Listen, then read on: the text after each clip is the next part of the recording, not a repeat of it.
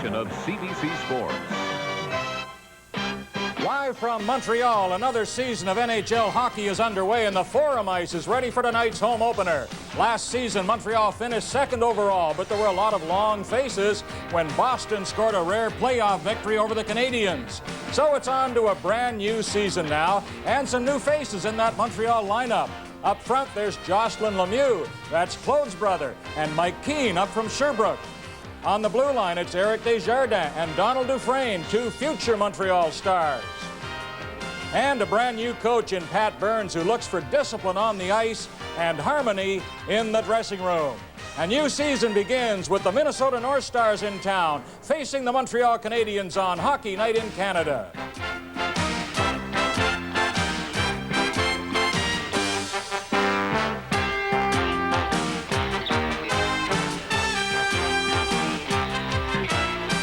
Molson Hockey Night in Canada on CBC. Rebound aboard. Sweet. Let's go! Wild finish. And then at the center for the Orr. On the Orr. Andre Dupont. Dupont takes the shot. The nice stroke. He scored. He scores the goal. Super trying to get back. Crazy, but it's not a score. Brought to you by Molson. Nothing halfway about it. Molson says it all. By Ford of Canada, where quality is more than a commitment. Quality is job one. And by Esso, retailers and agents across Canada.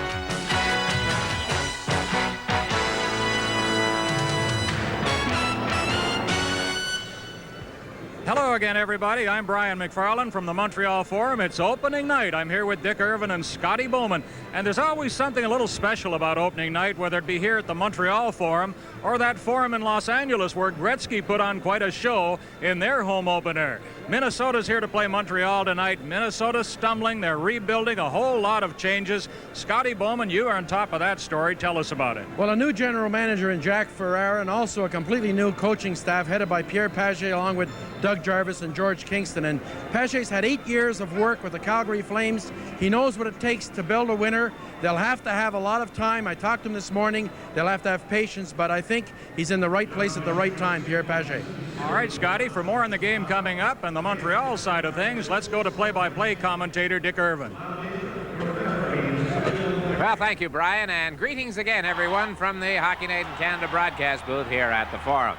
People ask this year, well, what about the Canadiens? There's really not much new, unlike our new Hockey Night in Canada jackets, but the Canadiens do have some new faces with them on the roster to start the season, but nothing in the way of the high-profile, high-draft choice junior type of new face. There are certainly two old faces in the lineup, Larry Robinson and Bob Gainey, and I think the question has to be just how much can they contribute to the team this year. The Canadiens will have to do it again, you think, with defense. They've had good goaltending, Hayward and Roy, the Jennings Trophy winners the past 2 seasons. Will Stéphane Richer continue to be a 50-goal scorer? And will some of the younger veterans, like Corson and Lemieux, get a lot of goals, a lot more goals? Time will tell. Molson's Hockey Night in Canada on CBC returns in just a moment. Way another season for Hockey Night in Canada as well. Here we are in a brand new set, brand new jackets, a whole new approach to our coverage of hockey this season. I think you're going to like our ideas. Stay with us all season long. Speaking of things new, how about Gretzky sparkling in his LA debut? We've got Guy Lafleur making a comeback with the New York Rangers. Mario's in Pittsburgh, of course, trying to get the Penguins into the playoffs, also trying to win his second straight scoring title. Now Wayne's going to have something to say about that. Before we get too far ahead with our hockey, let's look back for a moment on one of the great events of the decade, the '88 Olympics in Seoul, Korea. And let's congratulate all those involved. Here's more with Bob Cole. Broadcasting Leaf games on Saturday nights, I get to spend a lot of time here at Maple Leaf Gardens. The hallways of this great old building are like a shrine to sports, national and international heroes. For instance, here's a photo of a princess attending her first hockey game. 2 presidents, Ronald Reagan and Harold Ballard. The king of hockey, King Clancy. And the fastest man in the world, Ben Johnson. The Olympic flame was extinguished less than a week ago, and still what happened to Ben weighs heavy with all Canadians. But what has been lost in all this is the recognition our entire Olympic team deserves. And we at Hockey Night in Canada would like to take this opportunity to congratulate the whole team for their spirit, their dedication, their determination, and their success. And we salute the men and women of CBC Sports and our major sponsor, Molson, who brought these moments of history into our living rooms. Executive producer, Bob Moyer. Senior producer, Arthur Smith. Brian Williams, who did a wonderful job hosting. Congratulations to everyone who made all of us here at home feel very proud. And to Chris Cuthbert and Steve Armitage, a job well done. Well said, Bob Cole. Thank you very much for that report on the '88 Olympics in Seoul, Korea. Looking ahead on our telecast tonight, I was in Los Angeles this week for the big game. Wayne Gretzky, his first game as a Los Angeles King. I could not believe the media attention this game received. The movie stars we saw out there, and you'll be seeing some of them tonight on our Inside Hockey Report, which comes along during the first intermission. Jamie Farr of MASH was there. Michael J. Fox, the little guy who's such a great big star, a Canadian star at that, was in the Kings dressing room. He had something to say to us about Wayne Gretzky's debut. John Candy, the big man who loves hockey and is coming to Montreal shortly to see a game here at the Montreal Forum, was also at the opener, but the crowd, of course, just fell in love with Wayne Gretzky on the Kings home opener. Now, we have an opener about to get underway here at the Montreal Forum tonight, so let's go to that right now.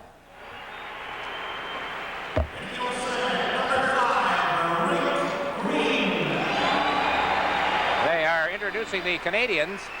One by one, the Minnesota North Stars were introduced. We'll pick up the PA with Claude Mouton. Numéro 12, number 12, Mike Keane.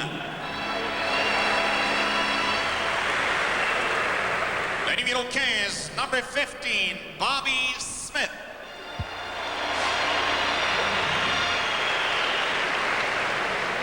Le numéro 17, number 17, Craig Ludwig. Le numéro 19, number 19, Larry Robinson.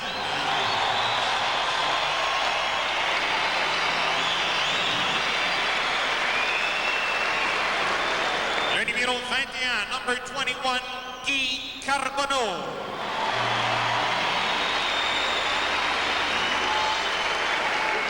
Le numéro 22, number 22, José Charbonneau.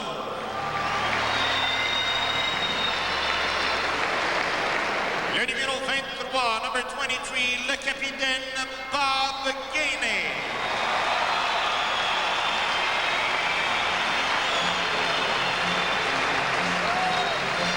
Le numéro 24, number 24, Chris Chelios.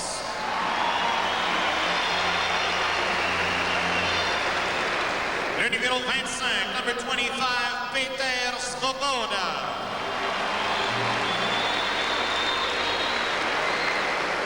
Le numéro 26, number 26, Mats Naslund.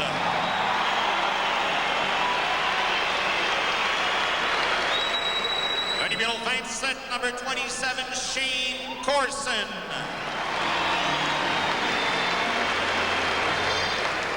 Le numéro 28, number 28, Éric Desjardins.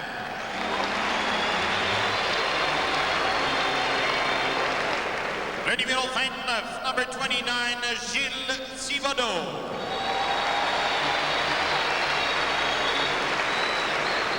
Le numéro 31, number 31, John Cordick.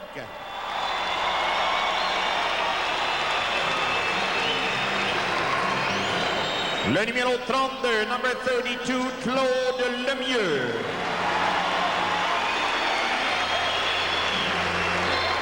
Le numéro 34, number 34, Donald Dufresne.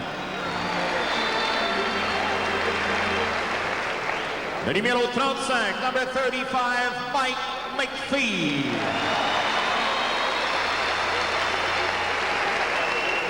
Le numéro 38, number 38, Mike Lawler. Le numéro 39, number 39, Brian Skrudland. Le numéro 44, number 44, Stéphane Richer.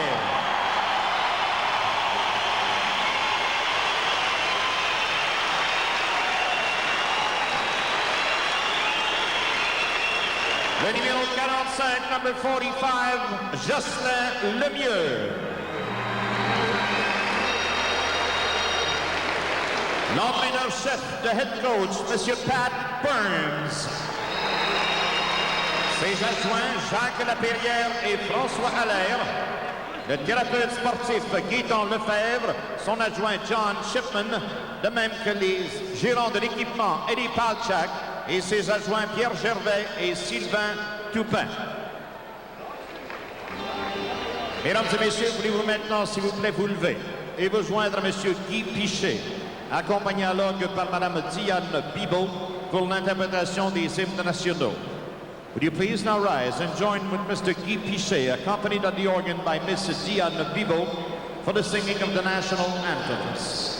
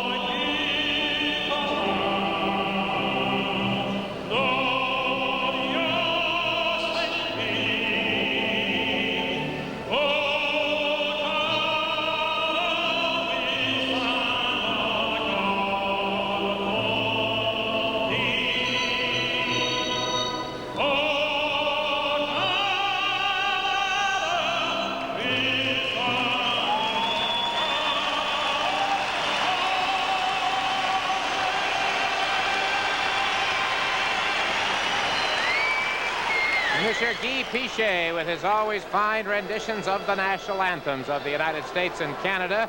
Part of the opening ceremony tonight here at the Montreal Forum with Bill McCreary, the referee in charge of this game tonight. Kevin Collins is one linesman and Vines will be on the lines as well. Mark Vines, the other. Both of these teams, Scotty, coming up losers Thursday night. The Canadiens edged by 1 and the North Stars whipped badly by St. Louis.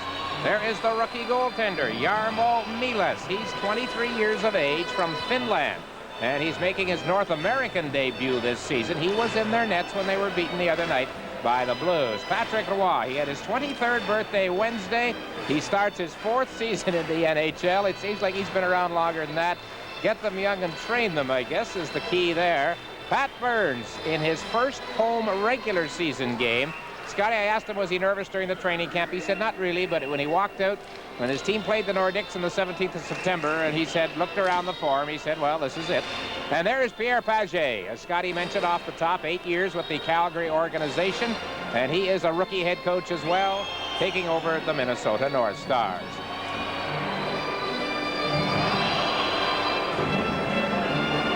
Dougie Jarvis, a quick shot there.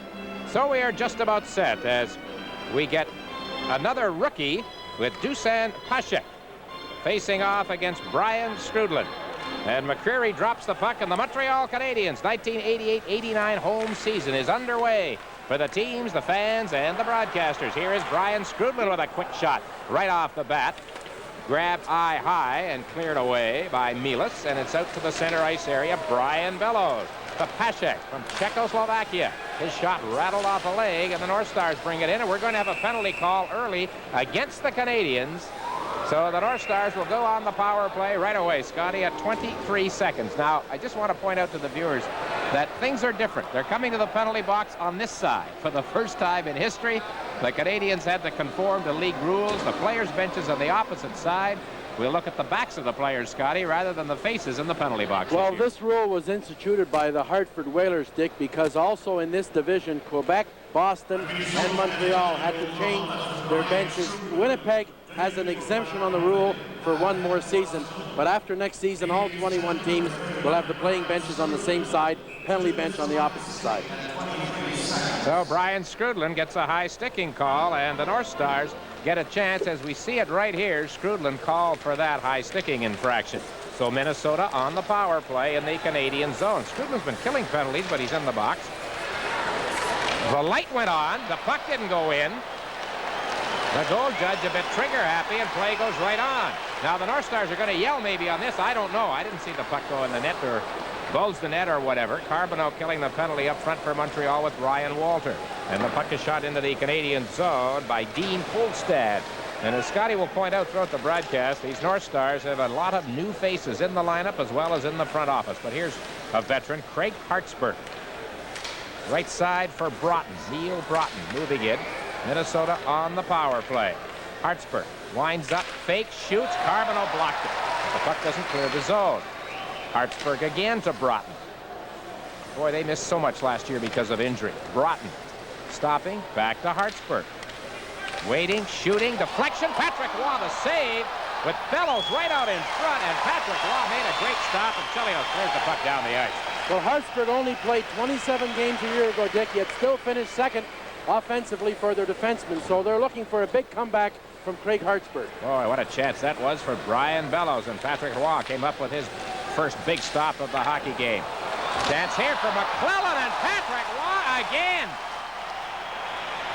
He took the pass from Kurt Fraser, and from the right side, let it go. Boy, what a save that was. Well, Dick, we referred to a reaction save. We saw it here where Roy had to basically leave his position on the first player to go where he thought the puck would go. And Roy anticipated the pass coming across. There was a left-hand shot for the North Stars that took the shot. And here it is here. Here's the replay on the Bellows chance. He stopped that puck right in the slot area. That was the save about 15 seconds ago. So the North Stars come close on the power play. Here's the McClellan chance. Now, Roy, he sees this chance by McClellan, who's right in front, and he was going across before McClellan shot the puck. Fraser got a shot away off the draw. Gainey failed to clear the puck over the blue line, and Mark Hardy, number 5, playing for the North Stars here tonight. Former Ranger and more throughout his career, more a former LA King and a Montreal native. And Hardy has the puck over there on that far side to McClellan in the corner, who is bumped by Craig Ludwig. Gainey comes in to help out for the Canadiens. 10 seconds left in the penalty time, being served by Skrudland. And Ludwig and Walter break out for Montreal. Walter, quick snapshot save. Milas cleared that one into the corner off the blocker. The penalty is over. They had 5 shots on goal during the power play. It's still 0-0 at the Forum. One change the Canadiens will make, Dick, with Gainey, Carbonneau broken up, playing on different lines, They don't kill penalties together now. They're on different penalty-killing combinations. There's a chance in the crease for Claude Lemieux, who failed to get his stick on that bouncing rebound. Hartsburg shoots it. Deflection. And that one gave Patrick Roy some problems, too, as that deflected from well out. McCray mishandled the puck. Lemieux to Naslund, who's making his debut this year, didn't play in Buffalo Thursday because of a facial injury, but he failed to get set in front of the net, and back come the North Stars to center ice.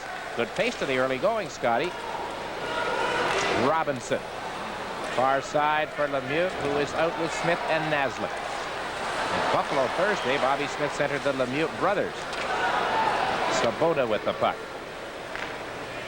Naslund had 25 stitches in his mouth in an injury suffered during a preseason game. Here's Richer.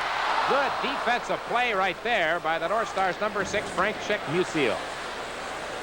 Richer looked like he had a step on him. Naslund called down. We got a penalty coming up to Minnesota. Here's McGreen moving in. Goaltender out. Extra skater on for Montreal. Desjardins is on, the rookie 28. This is his NHL regular season debut. The Canadiens still controlling the puck, but now they cough it up. Didn't go on the net. Had it been on the net, it would have been in. It would have counted. Handling the puck for Minnesota is Stu Gavin, number 12, and it will be Gavin, I believe, who draws the North Stars' first penalty. The Whalers fell behind on home ice tonight 4-0 to Boston in the first period. Ray Ferrero has scored, and here's why Gavin is down. Scotty, surprised about Gavin leading Hartford? I was, Dick, but I think when you see the elusiveness of Naslund on this one, it's like trying to catch a fly, and Gavin was trying to play the body, but Canadians on the power play. That last replay you saw was that long, strange kind of deflection that gave Patrick Roy a bit of trouble. Here is Chris Chelios shooting the puck in behind the net. Richer, 44 with 50 goals last year, plays it back to young Desjardins, the rookie. Over to Chelios with a shot save. Milas got the pad on it, but the North Stars failed to clear. Richer, Desjardins. Pat Burns used the other rookie defenseman Dufresne a lot on the power play in Buffalo, and here he's got Desjardins out on this one in Montreal. Desjardins, Lemieux missed the pass. After it is Chelios. Chelios being checked by Gates deep in the zone up against the boards. Puck comes free for Thibodeau. Thibodeau to Lemieux behind the net. Lemieux is being bumped on the play by Bob Rouse. Now it's picked up. Thibodeau for Montreal to Richer. But they haven't been able to get set up for a real good shot. Chelios, he lets one go. Good glove grab by Milas, and the 23-year-old rookie from Finland hangs on. Face-off in the North Star zone. 58 seconds left in the Gavin penalty. Probably a first in the NHL, Dick, with the backup goalie tonight being Kari Taco. 2 Finnish goaltenders in the lineup, but we see the shot here from Chelios, and he has a chance to see it. Milas was there all the way. There was no screening. And one thing Jarvis mentioned today, I was talking to him, he's in charge of the penalty-killing units of Minnesota. They were 21st last year, and they got burned for 3 goals in their opening night, but he felt they were going with too many combinations. He wants to settle on maybe just 4 penalty killers, have a couple of backup, and he was concerned about their defense, however, on their penalty killing. McPhee to Chelios. Desjardins with a shot right on, and again, Milas makes the save, and that one might have hurt a little bit as he is slow to recover, and they call for the trainer. To finish the thought on Jarvis, I know a coach named Scotty Bowman who felt pretty good when he threw Doug Jarvis over the boards, killing penalties for 4 years in Montreal. Well, Dougie, he looked at the tapes all summer, and he felt that they were using as many in some games, 8 and 9 forwards killing penalties, and you'll see the replay here. The puck will end up. This is Desjardins, who's in the lineup as a rookie. You mentioned, Dick, he's got a great shot. He was probably the outstanding defenseman in the World Junior Tournament a year ago, and Canadiens have been reluctant to send him back to Granby as another year junior. They were hoping that they could get him into some early games and see if he can stand the traffic in the National Hockey League, so he's getting an early chance with the Canadiens. 19 years of age. Bobby Smith on the draw against Neil Broughton. Face off to the right in the Minnesota zone. There is no score in the game. Teams have played 5 minutes and 10 seconds. Players jam. Naslund, good play to get the puck over to Chelios. He winds up. Good stop again. So both teams having chances on the power play. The North Stars almost cashed in. The Canadiens coming close, but Broughton clears it down the ice with 30 seconds left in the Gavin penalty. Well, Pat Burns felt, Dick, too much panic, not enough patience. But in Buffalo, a smaller ice surface, much more difficult to have pattern plays on the power play. Fee knocked off strides. Svoboda follows up. Schreiber, ex of the Canadian Olympic team, took a rap at him. Svoboda goes behind the net, still hangs on to the puck. Peter Svoboda waiting, looking, winding up, fakes the shot, and then dumps it behind the net. McPhee at the side couldn't control it. Penalty ticking down, and Gavin comes out of the penalty box. Does he get involved in a play? Not quite. They didn't get out of the zone. McPhee is bumped by Gavin, and now it's at center ice. Svoboda poked it. Here comes Mark Habscheid, another ex-Olympian, to Schreiber. Schreiber turning around, bumped off the puck by Chelios, picks it up again to Gavin on the right side, and his shot is blocked by Svoboda. Gavin and Svoboda go behind the Canadiens' net. Gavin still with the puck, doing a good job. Schreiber now in the corner. No score in the game. Svoboda checking. Puck pops loose. In behind the net, that's Habscheid. Waiting, throws it out in front. Nobody there for Minnesota. And it's McPhee ahead to Naslund. He loses it on the stick handle at center ice. And the North Stars take over as both teams make changes on the go. That's when you want the puck in deep. Canadians trying to make a line change, Dick. They were fortunate that the puck came back to them. Otherwise, they had a poor line change there. Ludwig to Walter. Ahead, Carbonneau stopped on the play by Musil, and it's shot right back in again. Both teams with 6 shots on goal, and pretty well all of them came on power plays. Minnesota with 5 of theirs on their power play. Puck cleared on that far side. Kordic is after it, but it's dumped by Hardy out to center ice. Rick Green, a veteran Canadian defenseman in his 13th NHL year. Greg Ludwig shoots the puck into the zone. And the goaltenders getting, both of them getting tested. They like to get in the game early, as they say. Here is Kordic in the corner for Montreal to Walter. His shot blocked by Rouse, standing in front of the goal crease. McClellan for Minnesota. Cross-ice pass. Picked up for the North Stars by Larry DePalma, and his long shot is handled by Roy. Walter takes over. Cross-ice pass. Redirected to Richer by Carbonneau. Richer moving in. Behind the net, Stéphane Richer. A backhand pass. Nobody there for Montreal. Carbonneau had been taken out of the play. Brian Bellows with a drive that's blocked at close range by Svoboda. Naslund spins off a check. Loose puck. Thibodeau. He can hustle. Offside. Richer. Well, the Canadiens on the rush, but they're called offside. There's still no score in the game. In our update game at Maple Leaf Gardens in Toronto, the Leafs a little sloppy clearing here against Chicago. Troy Murray pounces on that puck 8 seconds after the Leafs had scored, so it's a 1-1 tie at the Gardens. And it's a 0-0 tie here at the Montreal Forum. Puck cleared behind the Minnesota net to our left. Skrudland along the boards. Gainey. Players jam. Not much motion there. Now it's Hartsburg coming up with it. Craig Hartsburg carrying it around far side, and it's cleared ahead, and Richard Zemlak knocked it out of the air. Former Quebec Nordic. Chelios. He hit his own man Skrudland with that. Zemlak to Broughton. He winds up. Deflection, and it skipped wide. North Stars keep it in. Fraser behind the net. Broughton with it now. He dumps it off behind, and Minnesota now tries to put some pressure on. Fraser. Broughton. He stopped, and Robinson takes over. Harry Robinson spins close. Good play. Fans respond. Ahead to Skrudland, and the Canadiens come back to the North Stars line. I guess you pull out all stops, Dick, and North Stars also changed their pants. They now have black pants instead of the green. I don't like it as well. How does that zip to them? Now here is Green. Green winds up with a shot. Goaltender played it. Milas, I think it was going wide of the net, but he wraps at it again. And Chelios made a move. Puck comes out to Zemlak, stopped by Green. Here is Lemieux to Naslund. Naslund hustles into the zone. Left side to Smith. Smith turns around. Back to Green. Green with a flip shot, and it's blocked in front. And hang on, we're going to have a penalty call here. An interference call. It looks like the North Stars will be penalized, and the Canadiens will go back on a power play. Zooms in on the new position of the penalty box and what used to be the visitors' side of the Forum. So the Canadiens with their second straight power play. Naslund to Chelios. A shot. Goaltender makes the save. Milas has been sharp and very alert. He's an active goaltender. Now it's Bobby Smith. The veteran Bobby Smith to the rookie Desjardins. Back to Smith again. Smith, cross-ice pass, finds Chelios. Chelios to Naslund all alone in front. Score!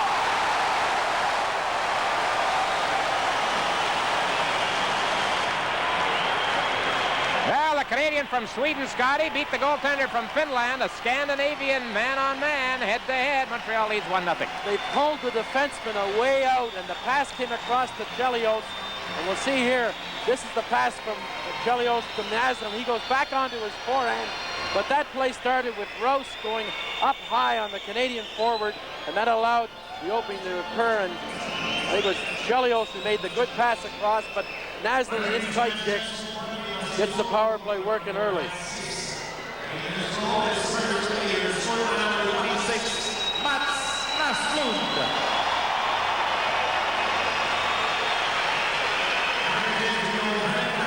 Well, you saw the close-up of Naslund was still a bit of swelling in the lower lip after the injury in the preseason.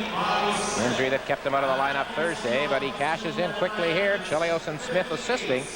And at 9:58 in the first period, the Canadiens on the Naslund goal take the 1-0 lead. Hasek, the Bellows, quick shot. Good chance there for Minnesota. And Roy had to be sharp. Puck came loose, but the Canadiens' green played it ahead to Carbonneau. Last year, Scotty, in the opening night when the Canadiens played Buffalo here, Naslund had 5 assists, one short of the Canadiens' team record. He's had 5 assists twice in his NHL days. The other one in the All-Star game last year when he and Mario Lemieux had a field day as line mates. Puck in the Canadian zone. So Mats likes opening nights at the Forum. Carbonneau with Ryan Walter, but Carbonneau and the Canadiens on a line change as Musil chases after it. Brock. He was on that Do You Believe in Miracles U.S. Olympic winner in '80. Ludwig bumps in the corner. Puck for Kurt Fraser, the former Canuck and Blackhawk. Now it's behind the net. Richard Zemlak against Craig Ludwig. It's loose, and the Canadian Gilles Thibodeau. Thibodeau may be the fastest skater on the team or close to it, loses control. Stad has it, and what have we got here? Another penalty call against Minnesota. So the Canadiens have a power play goal, and they're in a position to try for another. For a while, we'll see the replay. This is a foolish penalty. You watch, there's the punch on Thibodeau by Fraser. The hardcore veterans said where they're fed up getting pushed around, and so they made it a real effort to get out and get some tough, strong players, Dick. But, you know, with the penalty killing they had a year ago, now they've already given up 4 power play goals this year. That's an area where they're going to have to really improve. Schreiber from the Canadiens line handles the puck in the center ice zone and drops it off to Rouse, and Rouse clears it off the stick of Desjardins. Behind the net, Chelios. Desjardins, the rookie, bumped by Schreiber. Chelios follows up for the Canadiens. Chelios into the zone, left side. Here's Thibodeau. He finds up, shoots, and scores!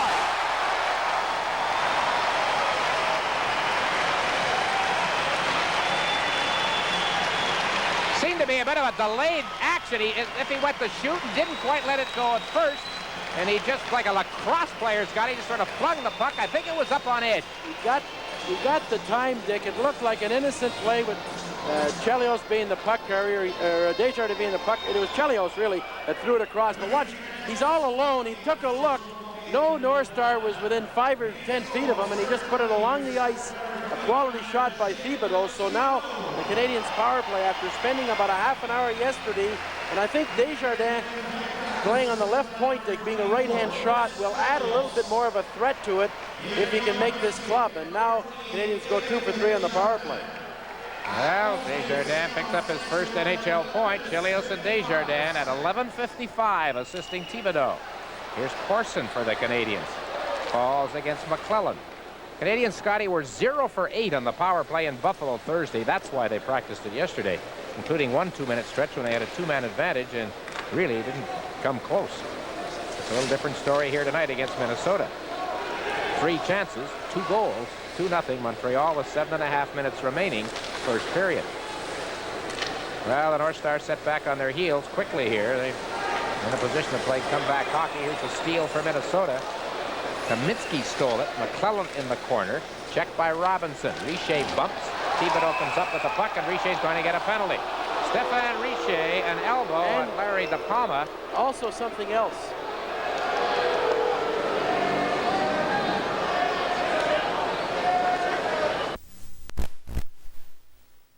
show more self-restraint. He said there was too many players coming off the ice in Buffalo, slamming sticks, doing foolish things, and that was not a quality penalty for Richer to take after already getting the first one. So he's off 2 minutes for elbowing, plus an extra 2 for unsportsmanlike conduct. The time of the penalty, 12:46. The North Stars, trailing by 2 on 2 power play goals by Montreal, now have a 4-minute stretch of power play time ahead for them if they can cash in. McClellan got knocked down, and that drew a positive response from the crowd. Rouse goes behind the net. Canadians have the veteran Bob Gainey along with Brian Scrugden, as Scotty pointed out. New combinations defensively up front for Montreal this year, so far anyway, when they are a man short. Chilios drills it off the corner and down into the center ice zone. Rouse gets to it. Bob Rouse in his 5th year with the North Stars to Kirk Fraser, back to Rouse, and the Canadians make a change up front as Carbonneau and Walter take over. First minute of the 4 being served by Richer ticks down. The North Stars right there try to lead pass, but they weren't fast enough, and the Canadians touched it, so Minnesota called for icing. The 4 minutes worth of penalties. Here comes Schreiber into the Canadian zone, and a clearing pass to the front, blocked by Craig Ludwig, and Brian Walter dumped the puck down the ice. Walter now a full-time penalty killer, usually in place of McPhee, who's coming out with Carbonneau, but I think Burns wants to utilize McPhee a little more on some power plays, Dick, offensively. That's why he's made this change. Broughton at the line, but the North Stars a little lethargic here right now, Scotty, on the power play. They were called for offside, and you know, they got a pretty good licking the other night against St. Louis, and here they are down quickly, and they can't have really the best of spirits going for them right now. Dino Cisterelli, Dick, had only 4 days of training camp, scored a goal in the opening game, but they decided not to play him here tonight. He will play tomorrow night in Quebec City, but the reason being that they thought 3 games in 4 nights because of his conditioning. And you know, the holdout with Cisterelli, I'm sort of questioning. I wonder if he's going to be staying there, Dick, or now that he's signed, will some team that's looking for that, you know, prolific goal-scoring right winger, maybe a Pittsburgh, or even they said Los Angeles was interested, then became disinterested. So I don't know if Cicerelli is going to finish the season with this team. Of course, you know, if you're the North Stars, you want a lot in return for a fellow potential 50-goal man. So I guess maybe that's where it all bogs down. You can't blame them for that. Play still in the Canadian zone, Pashek, but then the attempted rush is broken up, and Mark Hardy goes back into his own end of the rink for Minnesota, with the first 2-minute penalty being served by Richer coming to a conclusion. He has 2:02 total left in the penalty box as Hardy plays it to McClellan, 2 former LA Kings. Now McPhee with a backhand, and again, North Stars, Scotty, failed to set up anything in the Montreal zone. Well, you've got a contrast, Dick. A team that's been together in Montreal for at least 2 or 3 seasons, very few changes, a completely new team. I think that has a factor early in the season on some clubs. Mark Habshai to the Canadian zone, right side for Big McClellan. He and Big Ludwig bump as they go deep in the zone. Pashek comes in, tries to help out. Ludwig's down on top of the puck, and we get the whistle stopping the play. Well, we've got another update. NHL Stanley Cup Hockey Night in Canada update and rushing the season. Here's Brian.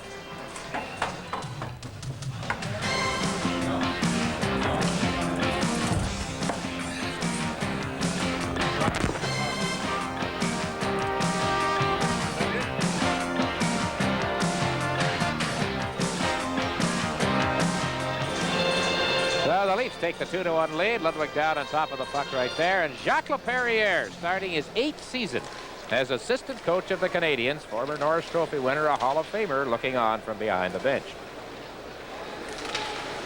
Ludwig plays the puck around on the boards, kept in at the line by Hartsburg. 1:18 left in the Richer penalty, and Hartsburg has to go back out into the center right zone. There's Scrudlin with a steal. Moving in, a shot blocked on the play as the goaltender Milas had the angle covered well on Scrudlin. But he had that chance with some sloppy play by the North Stars. And Scrudlin battles the puck away from Minnesota again and clears it into the zone. Dean Kolstad was the player who Scrudlin took the puck away from, a former Prince Albert Jr. It'll be tough to come in here and play your first game at the Forum. First game anywhere, but the kids always say the Forum is just a little something special for them. Fellows clears the puck back to Kolstad. Kolstad to Hartsburg. He takes a look, Plays it in front of the net, and it's off Bellows and into the corner of the rink as players jam with 26 seconds left in the Richer penalty. Green, Carbonneau, they're trying to battle it away from two North Stars, and they do. And the Canadiens, Desjardins on that far side. Boy, he's a big kid, Scotty. Bad pass right there, but he lugged the puck down the ice pretty well. Back comes Hartsburg. Moving to the line. Bellows was stopped, couldn't reach the pass as it came to him. Bellows and Green, Claude Lemieux into the corner. And the Canadiens using a variety of penalty killers, but that's the case usually when you get a 4-minute stretch. Now here's Hartsburg moving in with a shot that goes off a stick and deflects over the glass and out of play. As the Canadiens' penalty is over, they killed the 4 minutes. They still lead 2-0.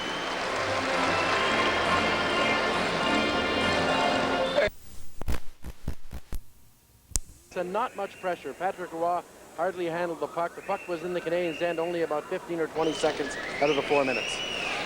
Another newcomer from Minnesota, Kevin Kaminski, taking that faceoff. Number 32, played junior hockey in Saskatoon. Here comes Bobby Smith, who played his junior hockey in Ottawa. Moving to the blue line, swings to the right side.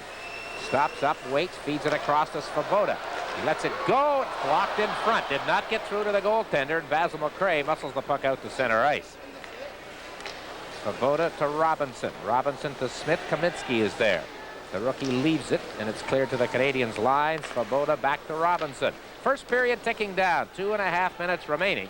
Puck is shot into the North Star zone, and after it is Musil, he touches it, and Montreal is called for icing on the play.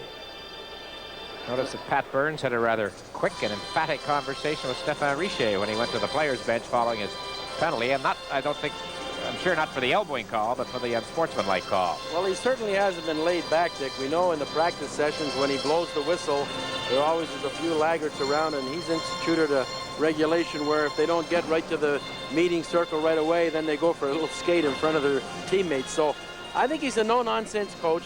Serge Savard made the comment to you and myself that all the young players in Sherbrooke did show improvement under Pat Burns, and I think that was a big factor in Burns getting the chance at this job.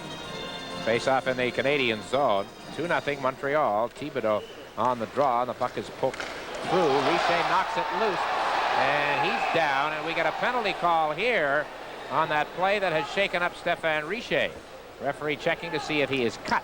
If he's injured, Dick, he will be getting the 5-minute penalty and the game misconduct. That is the new rule this year. Okay, explain that, Scotty. Okay. It's a stick foul, right? You could give a 2-minute penalty for high sticking or 2 double minors for high sticking or a 5-minute major. This year, you can only give a 2-minute minor or a 5-minute major. If the 5-minute major is deemed to be serious enough, then the player will get a game misconduct along with the 5-minute major.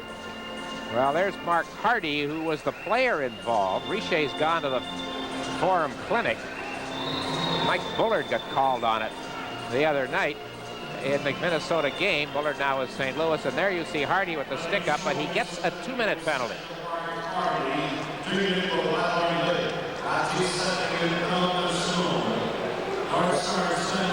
So the Canadiens with 2 power play goals get another chance. That's the option, Dick. He deemed that to be accidental, and he had the option of giving him, if he had gone for 5, then he would have had to give him the game misconduct because he was injured. So he chose to give him the 2-minute penalty because he said it was an accident. So these stick fouls are trying to crack down, and if the same player were to get caught again in the season, he would then serve a 1-game suspension in addition to the game misconduct, and then the next time a 2-game suspension and so on. See if it has any effect over the long haul, Scotty, what the stats will show in the penalty department. Here's Corson moving in as the Canadiens, who have 2 power play goals, are a man to the good again. Svoboda to Corson. Puck poked away. Good job there by Stu Gavin down that right side. Broughton couldn't get anywhere inside the Canadiens' line, and Thibodeau comes back for Montreal with Corson on the right side, who has it now. Corson to Robinson. Robinson to Corson. Claude Lemieux in the corner to Larry Robinson at the line with a shot that deflects high off the glass. Svoboda is there, turning inside the line with a drive off. Broughton stick, and Lemieux didn't see it coming. He did a pretty good way to cash in on that deflection, but he did not see the puck. Here is Broughton working his way to center ice, getting away from Robinson against Svoboda now. And then Broughton can't quite make the play against Svoboda. And I think he turned to go to the Minnesota bench on this side. The referee the other night in the preseason game, I think it was Bob Myers. He went over the other side twice with the call of penalty, realized and turned around. Takes a while. Bobby Smith with 1:12 left in the period. Flipping the puck into the Minnesota zone. Kolstad to Habshide, shoots it down the ice. I don't mind the benches being on the same side. What's throwing me is the Canadiens have moved. That's Desjardins as they move into the final minute of play. Chelios, 27 seconds left in the penalty time. McPhee into the zone. Ducil has lost his stick. Naslund back to McPhee. McPhee to Smith. Smith to Chelios. Chelios waiting. Chris Chelios at the blue line with a drive that deflects in front. And the North Stars clear the rebound down the ice with 5 seconds left now in the penalty time. Canadiens with a last gasp rush here before the North Stars return to full strength, which they have just done. Here is Chelios to Naslund, who knocked the puck out of the air. Back of the net. In front of the net. Here's a chance for Desjardins. And the shot grabbed and held on. Milas makes the save. So the rookie defenseman with an assist tonight, he had a pretty good shot at a goal. And Milas, the rookie goaltender, made the save. I think offensively, Dick, when a right-hand shot like Desjardins plays on the offside, if he comes into the slot area, if the pass is on his stick, he's got a shot from right down the slot area. So you'll watch now, Desjardins is able to sneak in here. He sort of smells the play coming around, and Naslund can hold on to the puck. And there's a shot from right dead center. He didn't get enough on it, although there was a North Star chasing him. 11 seconds remaining in the period. Walter will take the face-off for Montreal. Walter on the draw against Dusan Hasek. Minnesota's last shot on goal came in the 11th minute of the period. So the Canadiens have dominated. 13-8 are the shots as Hasek goes behind the net. And they'll play out the clock here in this first period as it ticks down and the siren goes. Penalties hurt the North Stars. That was the case the other night in their 8-3 loss to St. Louis. It's been the case so far here tonight. The Canadiens with both goals, both on power plays. Mats Naslund at 9:58, scoring from Chelios and Smith. And Gilles Thibodeau from Chelios and Desjardins made it 2-0 at 11:55. The shots on goal, the Canadiens 13, the North Stars 8. And so the score at the end of the first period, the Montreal Canadiens 2, the Minnesota North Stars 0. In Canadian sports, the man hockey the greatest hockey player of all time is heading south to Los Angeles to go and play hockey for the Los Angeles Kings. The Oilers will get a number of players. The biggest trade in hockey history has brought the world's best hockey player to Los Angeles. And there's great excitement and a sellout crowd here at the fabulous Forum tonight for Wayne Gretzky's debut with the Kings. 2 months after the famous trade, the big moment has arrived, and naturally, Wayne is a little bit nervous. When I came home, he was sleeping, so he didn't look too nervous, but he always gets excited and nervous for a game, every game. He tells me he's a little uptight about going back for the first game in Edmonton. Are you going to be with him for that? He recommended that I stay home on that one. For the opener, the most nervous man of all was Kings owner Bruce McNall, who paid $15 million to get Gretzky. It's awful exciting for everybody. You know, the enthusiasm level is phenomenal. I guess for the first time, hockey in Los Angeles has gotten some interest, which was basically my goal anyway, and it certainly has got that interest peaked up. And that's reflected in ticket sales, obviously, and in this game tonight. Yeah, it's been tremendous. The ticket sales and the support by the fans has been phenomenal. It looks like the first night in the Kings history it's sold out opening night.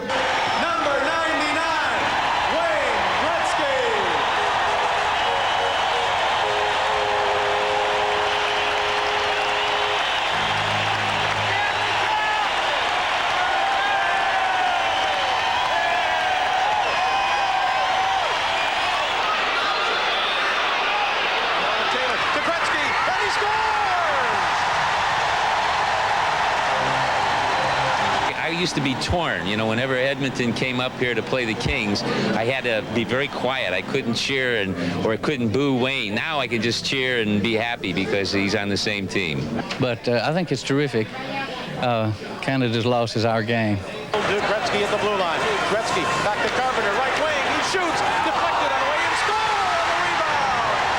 Luke Robitaille. It's an honor to watch him to play, and it's special for us out here, who are living out here now, for us ex-Patriots, because we get the chance to see him every week. he makes people come to the games. He'll make people read the papers. He'll make people watch the games on TV. And if he plays like he played tonight and inspire like he inspires tonight, hockey's in great shape. And transplanted Canadians like myself are very happy. Out to center ice, and Gretzky with it to Bobby Carpenter. Carpenter across the line, left side. He shoots, he scores! Bobby Carpenter!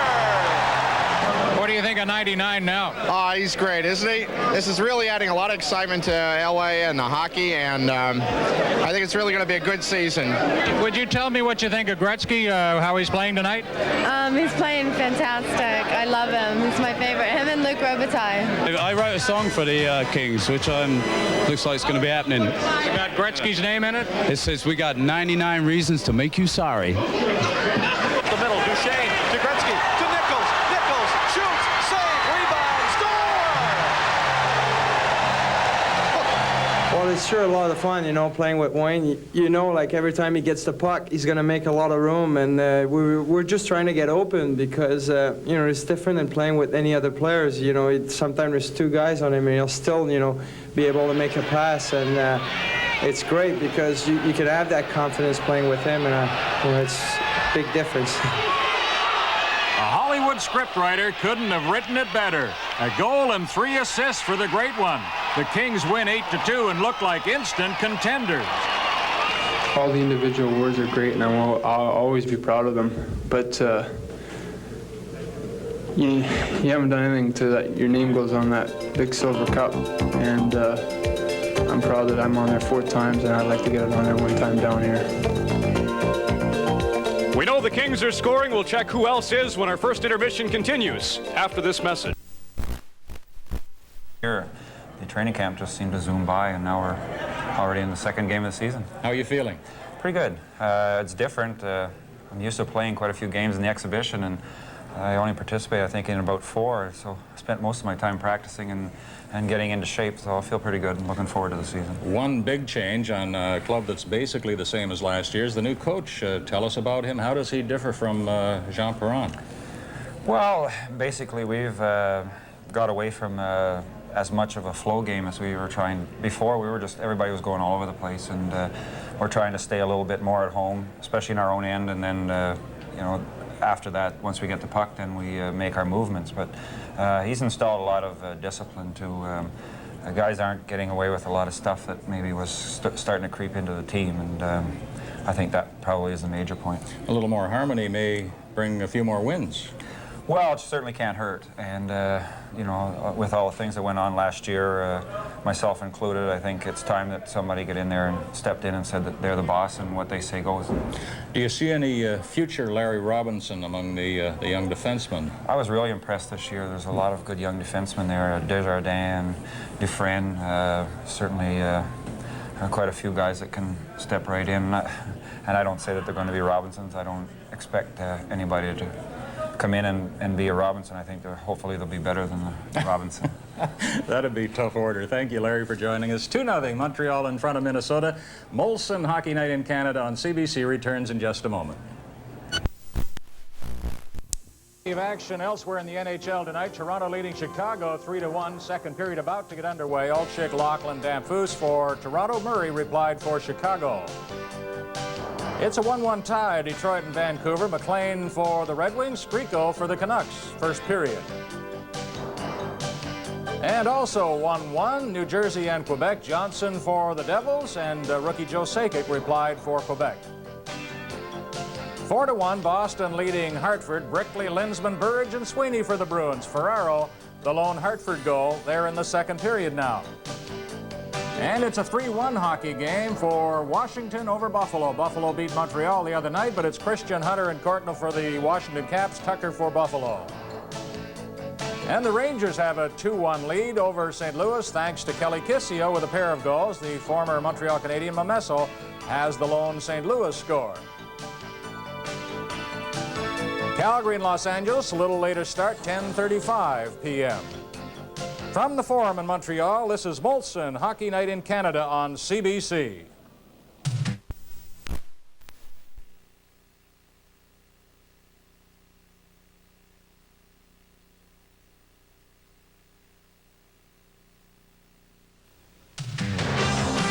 Saturday on Molson CBC, the Toronto Maple Leafs host Detroit.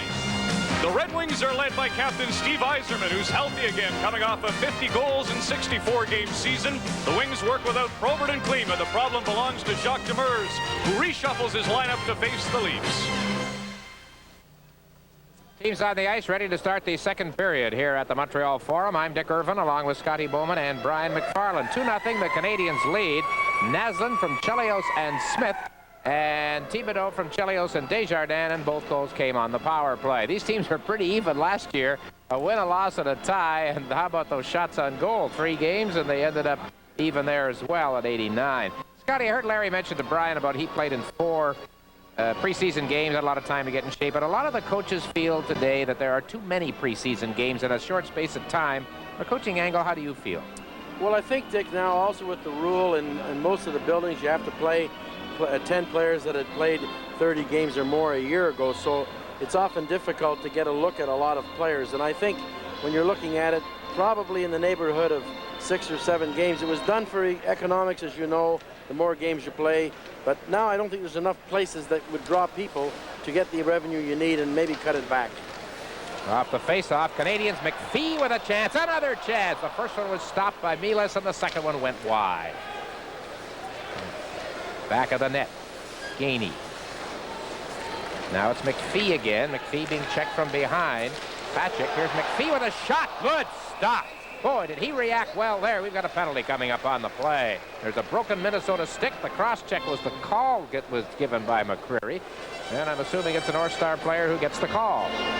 Maybe the guy who broke the stick, I don't know. It's Mark Hardy that he was calling, but or it looks like, is it Bob Rouse? No, it's Rouse. And he's the one who broke his stick, Scotty. So you see him there without his stick heading into the penalty box.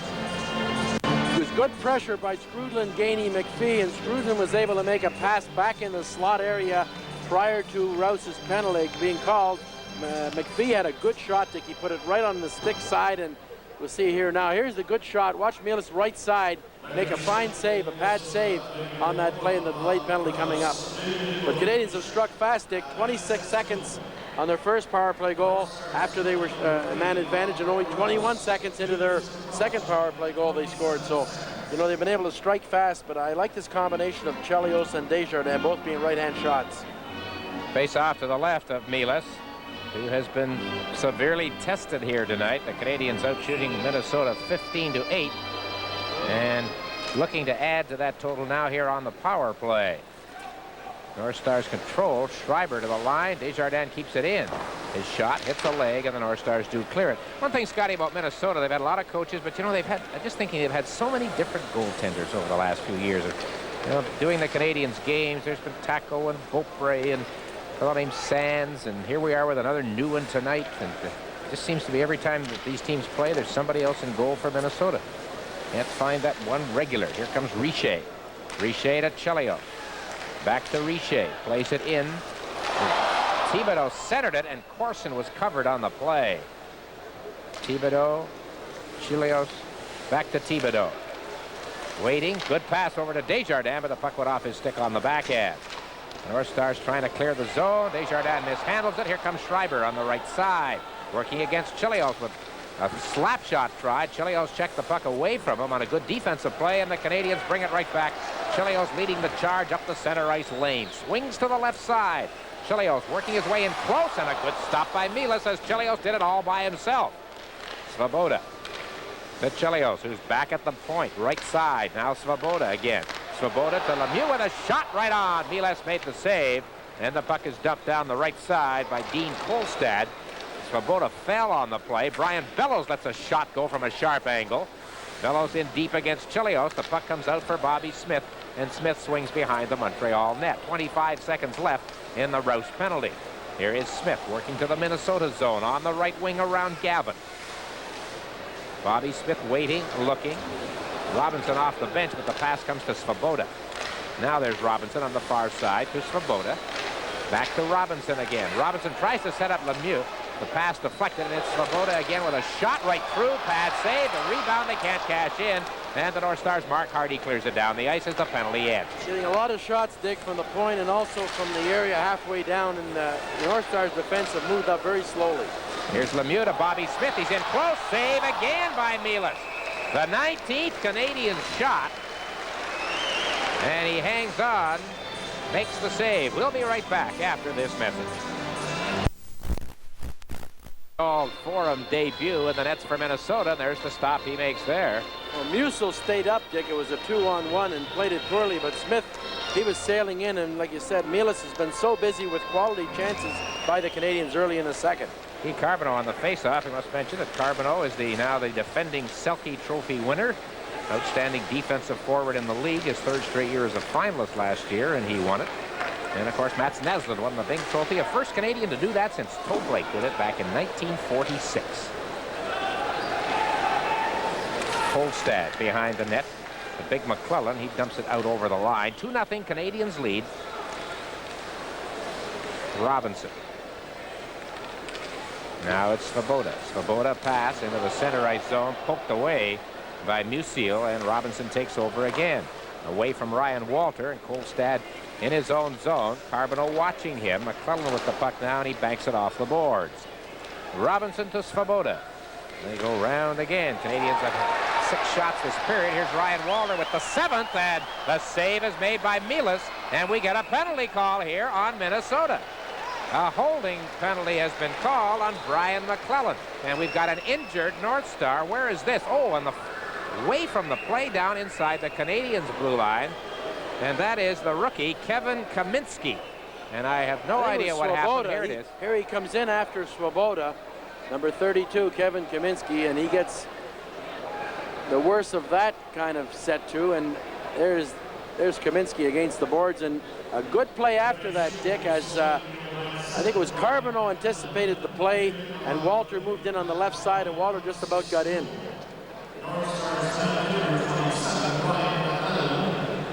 So it's McClellan, 2 minutes for holding, but of more concern right now is the situation involving Kevin Kaminski.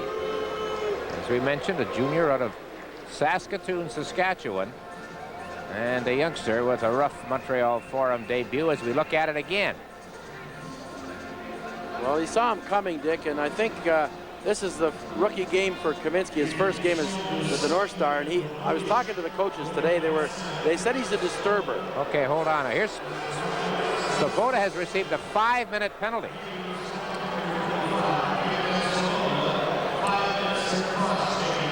Well, that's a 5-minute cross-checking penalty. That's a game misconduct, if we interpret this right.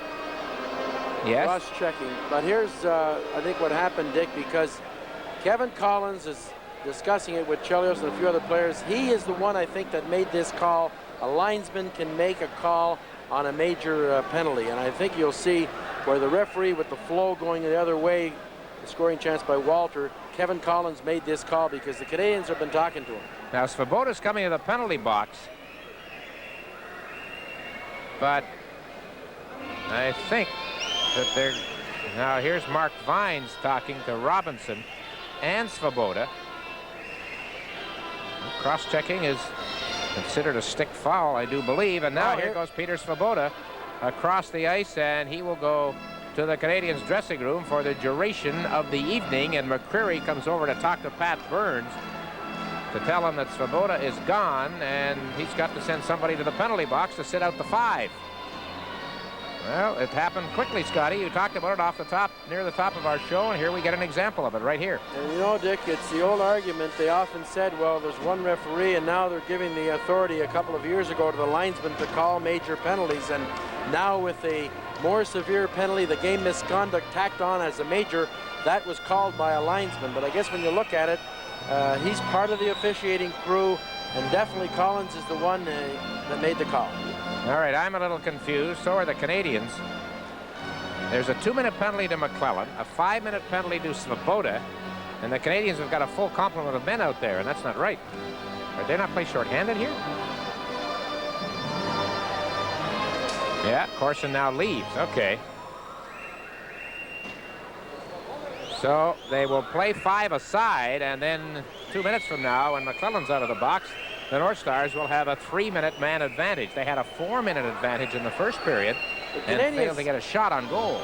They have chosen, though, Dick, not to have the player serve the penalty, and when the Canadiens' penalty expires and it's a major penalty, a Canadian will have to come from the penalty box, and they really don't have a player sitting in the box. They're going to have to get a stoppage in the next 5 minutes to get the player back onto the ice.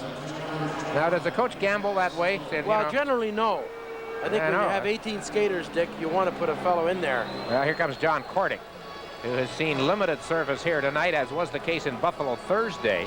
And he will sit out the 5 for Svoboda. All right. Your opinion of that rule, Scotty?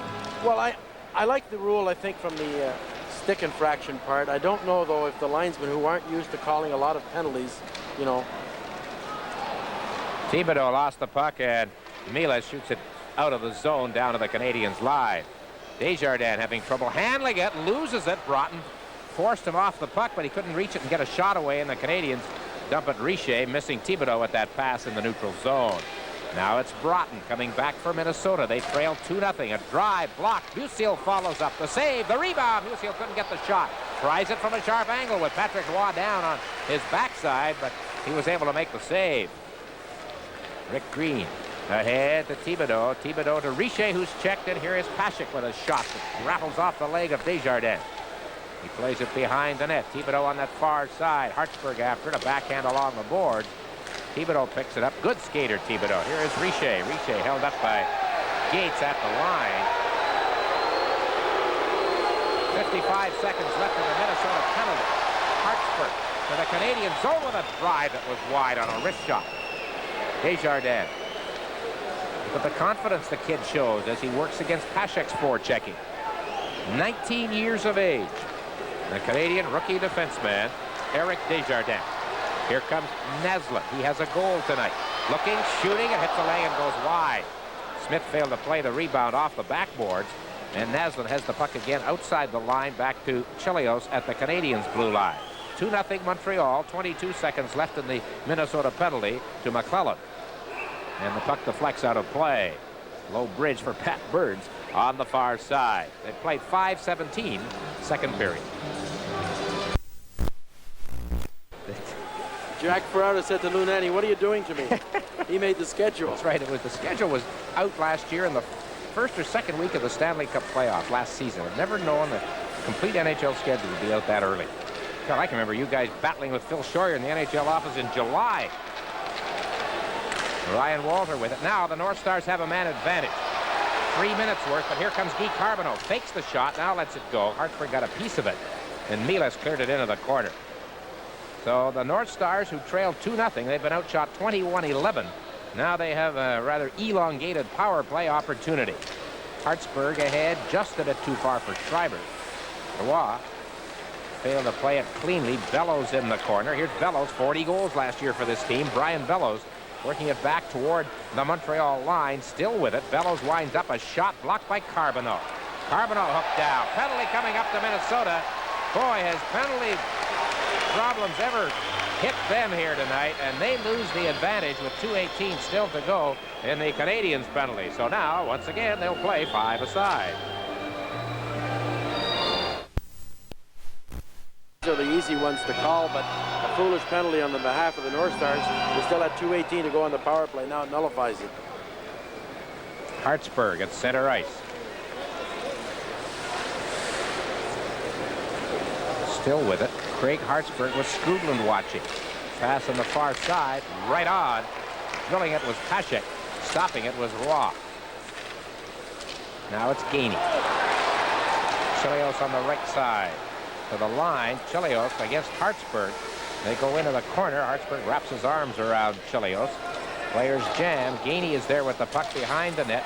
Fulstad hangs on. He's a rookie, and Bob Gainey's in his 16th season. Kids show no respect at all. Stu Gavin with a long shot. And Patrick Roy turns it away. Gavin, the newest North Star, jammed by Chelios, and Skrudland takes over for the Canadiens. Gainey across to Ludwig, who picks the puck up off the boards. Ludwig into the Minnesota zone. He winds up with a drive that didn't miss by much. Puck out to the center ice zone for Robinson. 2-0 Montreal. Larry Robinson to the line. Canadiens on a change with a lot of players over there. but they were close to the boards. Here's Naslund to Smith with a shot, and that ricocheted off the outside of the net. North Stars. The Palma cross-ice pass, too far for Rouse. Bellows in the penalty box. And Kordic serving the Svoboda penalty. Svoboda receiving a game misconduct, as well as a major. Here is Bobby Smith. Smith with Robinson. They failed to click at the line. And Bobby Smith doing some good work, but he's got to wait. Naslund was way in deep in the zone. Now here's Naslund, free on the right side. Moves in, fakes, and then doesn't get a shot away. Recovering quickly was Rouse. Now it's Larry Robinson, and Milos makes the save, and the rebound. Bobby Smith scores.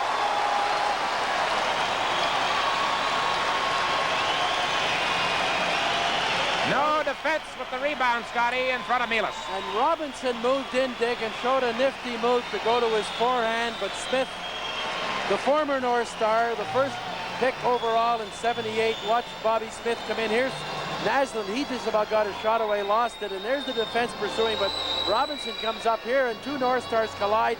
Smith comes in and shovels in the rebound right through Milos' legs.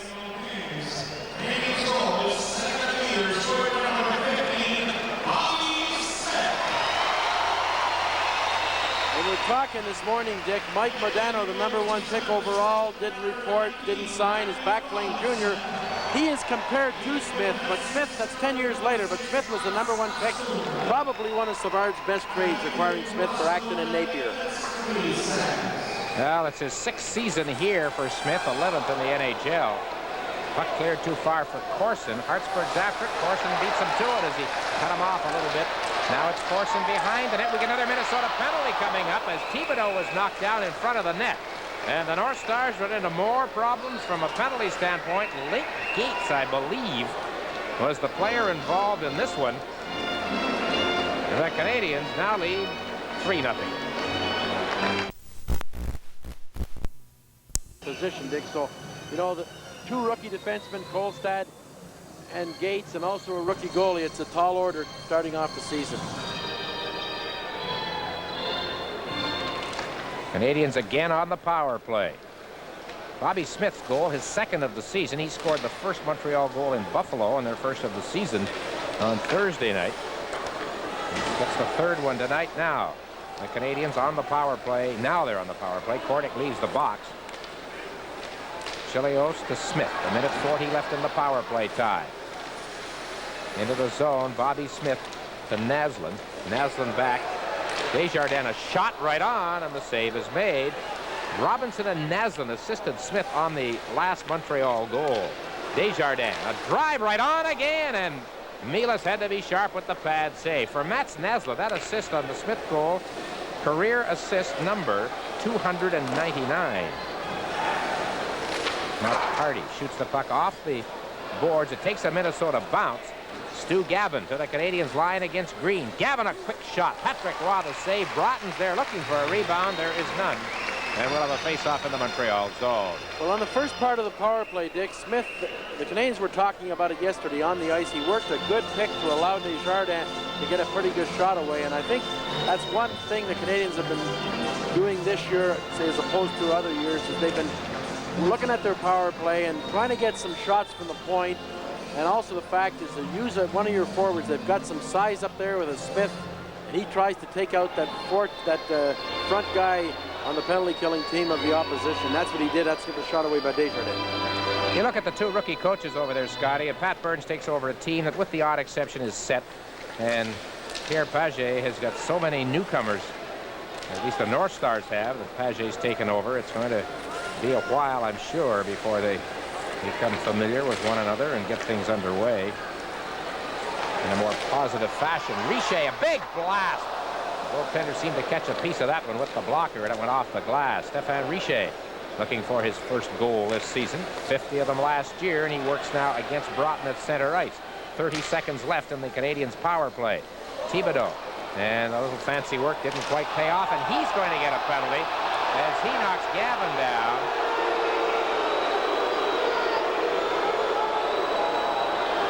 So Thibodeau goes with 24 seconds left in the penalty to Zemlak of the North Stars. The penalty timekeeper, a busy man tonight here at the Forum.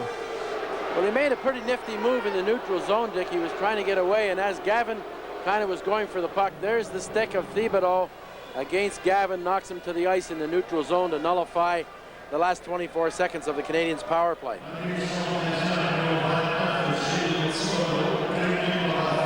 Thibodeau's gone 2 for tripping.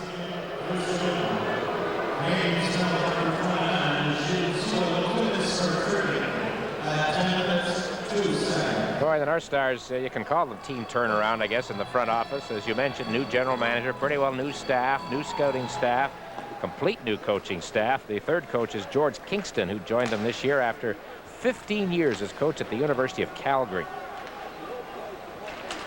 Musil ahead. Puck gets away too far for Bellows. Rouse takes over at center ice. 3-0 Canadiens lead. They've just passed the halfway point in this second period. The Canadiens' home opener. Their next game will be here at the Forum next Wednesday against Quebec. There's Scrudlin tipping the puck out. Now Zemlak's out of the box, so the North Stars have a minute and a half worth of power play time. They have killed their own power play a couple of times tonight by drawing penalties while they were a man to the good. See what happens here. Bellows shoots the puck into the Montreal zone. Roy stops it for Robinson to Scrudlin, the backhand down the ice. Well, that's good cohesion, Dick, with Robinson knowing he puts that puck along the board. Scrudlin, and one thing when Canadians do kill penalties in their own end, their wingers get to the boards in time to deflect those pucks in the neutral zone. Hartsburg. Ryan Walter watching him. Craig Hartsburg, center ice, a pass too far for Kurt Fraser, and Patrick Roy shoots it. Redirected by Ryan Walter out to center ice. Kolstad is there, the rookie to the veteran Hartsburg. Ahead on the right side for Fraser. Fraser shoots it off the corner boards. McClellan down there against Chris Chelios. McClellan, Fraser, far side. Pashek, they score. The North Stars are on the board. So the penalty to Thibodeau cost the Canadiens. Now we've got a 3-1 hockey game with 8:31 left in the second period. Brian McClellan headed right to the net. It looked like Chelios had him pretty well tied up, and a quick pass from the corner.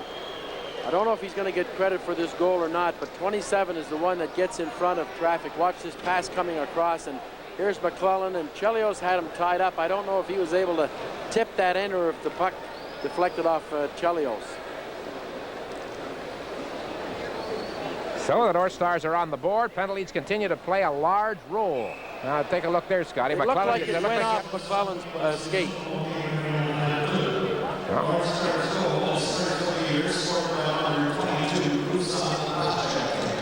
Avec 18, assisted by number 18, Kurt Fraser. Et le numéro 27, number 27, Brian McClellan. À 11 minutes, 29 secondes, at 11 minutes, 29 seconds. Well, a 27-year-old rookie from Czechoslovakia, Dusan Pashek, who scored 6 goals in 8 games for the Czechoslovakian national team at the Olympics in Calgary last year.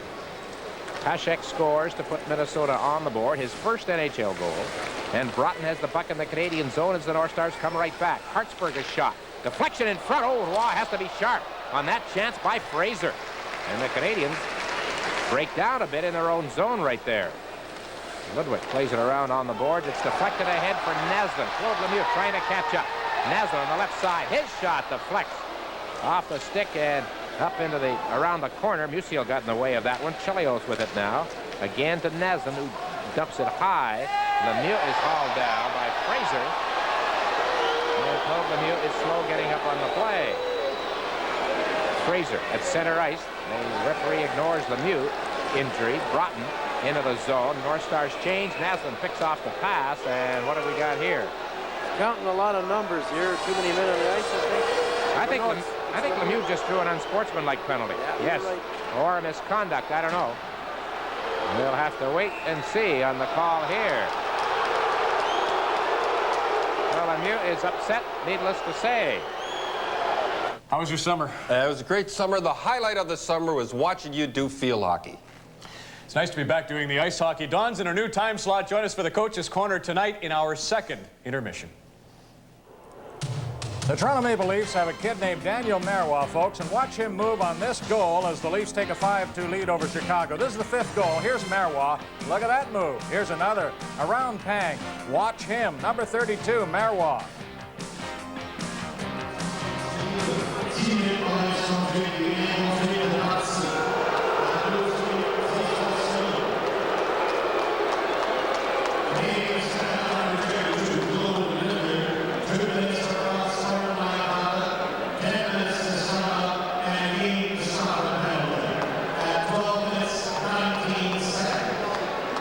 Claude Lemieux has just received a minor, a misconduct, and a game misconduct. And he stood in the aisleway across right there, and Pat Burns walked out and grabbed him and just said, okay, go into the dressing room. It's all over for you tonight. And that's the kind of thing that Burns is, you, Scotty, you mentioned. Lemieux got 23 or 22 minutes, I think it was, in one penalty sequence in a preseason game here against Pittsburgh. The same thing, just yapping and mad at the referee and going after the referee when he thought a penalty should have been called against somebody else. And he gets caught here again. And, you know, I'm sorry, Claude, but those things don't work. That'll be a major project for Coach Burns if he can handle Claude Lemieux, because that was a big, I think, undercurrent with this club, the Perron and Lemieux situation. And oftentimes Lemieux, especially tonight, Dick, because the referee really has called mostly all the fouls. It's not a case of him, you know, missing penalties against Minnesota. Well, now they've changed the goal, apparently, to McClellan from Pashek and Fraser. All right. To cancel the first goal for the Czechoslovakian rookie. And in any event, it's a 3-1 game. So it's now McClellan from Fraser and Pashek. Here's a drive, and Patrick Roy with a flourish puts the glove grab on the shot from the right side, fired in by Brian Bellows. So this game tightens up a little bit now with the North Stars goal and the Canadiens running into some penalty problems, and two of their regulars, Peter Svoboda and Claude Lemieux, are through for the night, both having received game misconduct penalties. Well, we haven't seen much of Shane Corson, Dick, because of the penalty situation, and here's where I guess it was Skrudland got kind of mixed up, and Roy had to be pretty sharp with his left hand on the glove side, a good heavy shot. Now here is Claude Lemieux. Now he was at this point demanding a penalty be given to the North Star player who knocked him down. There's the signal from McCreary for unsportsmanlike. There's the signal for the 10-minute misconduct, and after that he got fed up with Lemieux's yapping and gave him a game misconduct penalty. So there's a guy, Scotty, who picks up all of those minutes in penalties only for talking. Didn't lay a glove on anybody, and he's gone for the night. And especially early in the season, Dick, I think you're going to have your officials really trying to establish some kind of authority, and he has shown it tonight, even with his unsportsmanlike penalty, the Richer. Hartsburg at the line. Minnesota in the power play, and a drive, and again Patrick Roy makes the save, and we'll have another face-off in the Canadian zone. Well, it's true, and I know in the preseason game, Scotty, and there were a lot of indications of the referees calling, for example, too many men on the ice. They want to get that firm hand of theirs established as quickly as they can. Well, that's another new rule, or three of them, Dick. That was the one where 5 feet is the allowance for players changing from the bench while play is on. Chilios drills the puck around off the corner boards and down the ice. We've got a 3-1 game. Canadiens in the lead with 7 minutes remaining in this period. Hartsburg behind his own net stands there and waits. The injury plagued Craig Hartsburg. Now it's Broughton, also injury plagued these last 2 seasons in particular. After over 100 points 3 years ago, here is Broughton still with the puck, making some good moves. 6:36 left in the period as Hartsburg has it at the line to Broughton. He moves in with a quick shot that goes off Ludwig.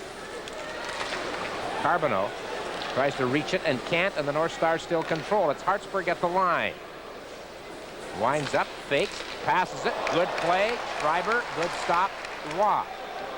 Hardy to Hartsburg again, and they've got some pressure on here. Minnesota on the power play, looking to make it a 1-goal hockey game. It's Broughton working against Carbonneau in front to Schreiber, and it's blocked. Puck bounces in the crease, comes loose, and Walter on the backhand gets it down the ice. Good defensive play, Dick, by Craig Ludwig. I've been watching him, and he has not gone out on Broughton out on the top of the face-off circle, stays right at home, and was able to block that shot from in close. Gainey and Skrudland take over. Up front for Montreal, Fraser shoots it in. Bellows is there. Roy one-hands it by him. Chilios being bothered by Fraser, and Skrudland wraps the backhand off the board. Down the ice, the penalty is over. Kordic was serving the Lemieux 2-minute penalty, and the Canadiens return to full strength. 3-1 Montreal with 5.5 minutes left, second period. Ludwig knocked down a long shot. Kordic tries to reach it at center, can't, and Fraser takes over. Fraser against Chilios. Puck comes free for Skrudland. Skrudland turns in the corner. Brian Skrudland to Chilios, who goes back behind the Canadiens net. Chilios to Kordic on the right side. Now it's Skrudland. McRae comes over. Basil McRae. Skrudland with the puck. Has to wait for Kordic to get onside. Now Skrudland dumps the puck in. And Kolstad, the big kid from the West, goes back after it. Kolstad against Kordic. Chance for Thibodeau. Thibodeau to Kordic off his skate. Corson checks it free, and an end-over-end shot deflects wide off the blocker, and Milas is down at the side of the net, and we get the whistle stopping the play. 4:48 remaining, second period. Montreal 3, Minnesota 1. His 16th season, and there was a report as last season ended he was going to be general manager of the Minnesota North Stars. And Red Fisher said to him when the schedule came out, Bob, the North Stars play the first game in Montreal. Bob said, well, that could be interesting. Well, he's back where he always has been anyway. Canadiens in the Minnesota zone. Thibodeau, a back pass to Richer. Richer is bumped, and the North Stars bring it out. McClellan, puck gets away into the zone for Schreiber, but Rick Green gets to it before he does. Centering pass. Habscheid steered it toward the net. It's rather scrambly, but the North Stars are working a lot better. They've narrowed the shot, Scotty. In this period, it's 12-11. Thibodeau is dumped. Play goes right on. The crowd doesn't think it should. And here's a knock free. Richer, right side, winds up, shoots, misses the net. That's what he was doing in Buffalo the other night, taking the shots from that right side and missing the net. Pretty tempting, though, Dick, if you're Richer and you get that much time to crank it up, and you got a lot of time. There's Corson in the corner. Richer in front. Pass was high. Richer behind the net, working against Hardy. Centering pass poked away by Milas. Bobby Smith picks it up. Hardy finally flattens Richer. Smith working hard. Smith swings to the right side. The former North Star scoring leader. Now it's Chelios, and hang on, we got a penalty coming here. It was Musil and Corson, and we get the first rather vigorous physical confrontation of the evening here at the Forum. Well, the wrestlers take over here tomorrow afternoon. These guys are trying to beat them to the punch. This program is copyrighted strictly for the private use of our audience. Any reproduction, retransmission, distribution, or exhibition in whole or in part without the express written consent of the Canadian Broadcasting Corporation is strictly prohibited. Now let's see how we got here. We've got Corson in the box and Musil in the box. Pretty good scoring chance Canadians had prior to that call, Dick, as Chelios was moving in from behind the net. He has actually given enough time. He could have come right out in front, and the simultaneous penalties, however, canceled the play. Here's Corson, who hasn't seen much action tonight. You know, last Saturday night, Montreal played the Islanders, Scotty, a preseason game, and he was the outstanding player on the ice. Scored a brilliant goal on Billy Smith. And then in Quebec the next night, and in Buffalo Thursday, and here tonight, somehow not quite the same. You got Smith at center, you got Carbonneau and Skrudland with the lead. Here's the play here, and here's the altercation between Musil and Corson right in front. And then you also throw in Thibodeau, who's been pretty effective on some power plays. So both Corson and Musil draw 2-minute slashing penalties at 16:25. McPhee hasn't been on much this period. Penalties upset the apple cart when it comes to line changes and combination. And Naslund was hauled down, and the North Stars are going to get an interference penalty. McRae is upset, and tempers are starting to get a little testy. Well, the North Stars have tried to work on their play away from the puck. I asked Doug Jarvis this morning. He said, when we don't have the puck, we have a lot of problems, and we have to run interference. They've been getting away with some interference, the subtle kind, but that one there on Naslund didn't have the puck. Now the North Stars are getting themselves in a more penalty situation. Stuart Gavin was the penalized player on that last one. Looking ahead to our upcoming second intermission, Don Cherry and Ron McLean will be back in their familiar spot at the coach's corner. And you can imagine the coach will be in great form. And Brian will talk to Dino Ciccarelli, who will join him in cities.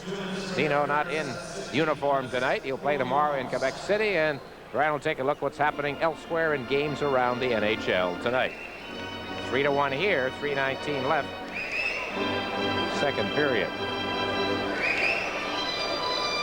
What is happening elsewhere around? Sergio Momesso got that goal. Quebec's taken a 3-1 lead over New Jersey. They're into the third period at the Colisée. Nordic starting off well. The win in Hartford Thursday. Good lead and their home opener tonight.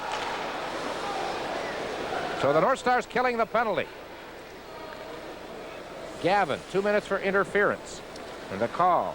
Canadians up by 2. They have 2 power play goals. Here is Naslund to McPhee on the left wing. McPhee stops, drops it back to Robinson across to Chelios. Chelios in front. McPhee couldn't get his stick on it. And the North Stars bring it out of the zone. Schreiber with Habshai, the 2 ex-Olympians, and the pass is off the mark, dropping it at the blue line. Bobby Smith. Chelios at center, and he dumps the puck high into the corner to the left of Milas. Rouse behind the net. No Canadians pressuring him, and he shoots it down the ice. Right to Patrick Roy, who stops it, looks, and then hands it off to Chelios, who redirects it up toward the center ice zone. Nobody there for Montreal, and the power play breaking down a bit here. As we mentioned, Montreal 0 for 8 in the power play in Buffalo, but they have 2 goals tonight. And Chelios lost the puck the other night in the neutral zone to get the Sabres going, Dick. Similar play to what he did there in the neutral zone, lost the puck. Richer, stick handling into the zone, working against Rouse. Loses the puck. The North Stars. Rouse shoots it down the ice. Patrick Roy to Chris Chelios. Ahead, lead pass. Here's Ryan Walter in alone. Walter set, shoots, good. Stop by Milas. And Walter throws it back out. Milas makes the save at the side of the net. Ryan Walter all alone from the blue line in, and the rookie goaltender beats the veteran forward. Well, he made a good play, Dick. He anticipated the pass coming out of the Canadiens' end. He got in full flight, and he won't get a better chance. It looked like a penalty shot, actually, for Walter. It was a good, quick play up the middle. I think what Walter was trying to do is fake the shot, take the goalie out. Milas came right back into the crease and anticipated Walter from not shooting. I think that the replay, because he went to the side away from us, he didn't get the shot away. Did he ever get the shot? Well, I don't know if the puck slid off his stick, Dick, but he was going for the takeout rather than the shot. We have had 16 minor penalties, a major, a 10-minute misconduct, and 2 game misconducts. Both of those to the Canadiens. It hasn't been what you'd call a rough hockey game. The penalty minutes have added up. We have 10 seconds left in the penalty to Gavin of the North Stars. Minute 22 now remaining in the period. 3-1 Canadiens as Naslund gets away from Schreiber. The penalty is over. North Stars at full strength. Naslund drops it off to Gainey. Gainey checks it away from Schreiber, and Gates plays it on the right side.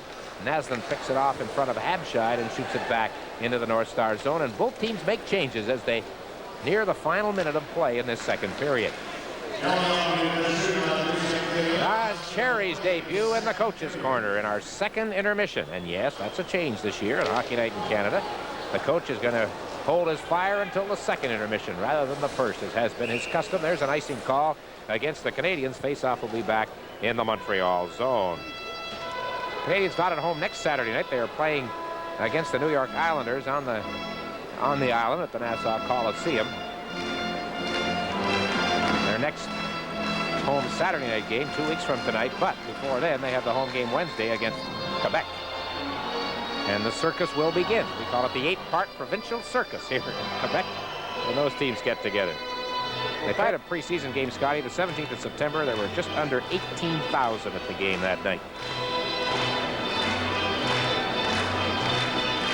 Hasek and Skrudland set for the face-off with 46 seconds left in the period. Puck hits the side of the net. Rick Green is there for Montreal. They battle along the boards. Green hops away from the scrum, and Ludwig for Montreal ahead to Walter.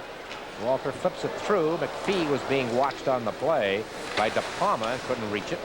Puck deflects off the glass. Green tries to keep it in. North Stars on the rush with Bellows. He's got Hasek with him. Bellows winds up, shoots. Patrick Roy got the stick on that as Bellows made a pretty good play using Hasek as the decoy. Ludwig to Walter. Walter banks it off the boards. 10 seconds left as Skrudland is hooked down, and Minnesota gets another penalty. This time it's going to be Bob Rouse for hooking on Brian Skrudland. With 5 seconds left in the period, this one will carry over. And the Canadiens should, all things being equal, Scotty, start the third period on the power play. Well, there's been some restraining fouls, and I think the lack of speed on the North Star defense is starting to show up. And here's just a case of Skrudland, who isn't really a speedster, really going after a loose puck, being hauled down. I don't think he was in a dangerous position, Dick, and I might add that at least half of the North Star penalties, I think, are what I would call not of the good variety. North Stars 7-3, Bob Rouse, 2 minutes for hooking at Rouse gets the hooking penalty at 19:55. And Pierre Pagé taking a leaf out of the book of his former mentor in the coaching department, Bob Johnson, under whom he worked in Calgary, makes notes as the game goes on. Pierre told me before the game that he became a much better hockey coach the 2 years he served as an assistant working under Bob Johnson with the Flames. Puck shot into the Minnesota zone. Clock ticks down and the siren goes. So the Canadiens will begin the third period on the power play. The teams traded goals in the second period after Nazen and Thibodeau scored power play goals for Montreal in the first period. Bobby Smith gave the Canadiens a 3-0 lead at 8:03 from Larry Robinson and Mats Naslund, and then McClellan came back with a goal for the North Stars. Fraser and Pashek assisting on a power play at 11:29. The shots on goal in the second period were even, both teams with 12. And so the score at the end of the second period, the Montreal Canadiens 3, the Minnesota North Stars 1.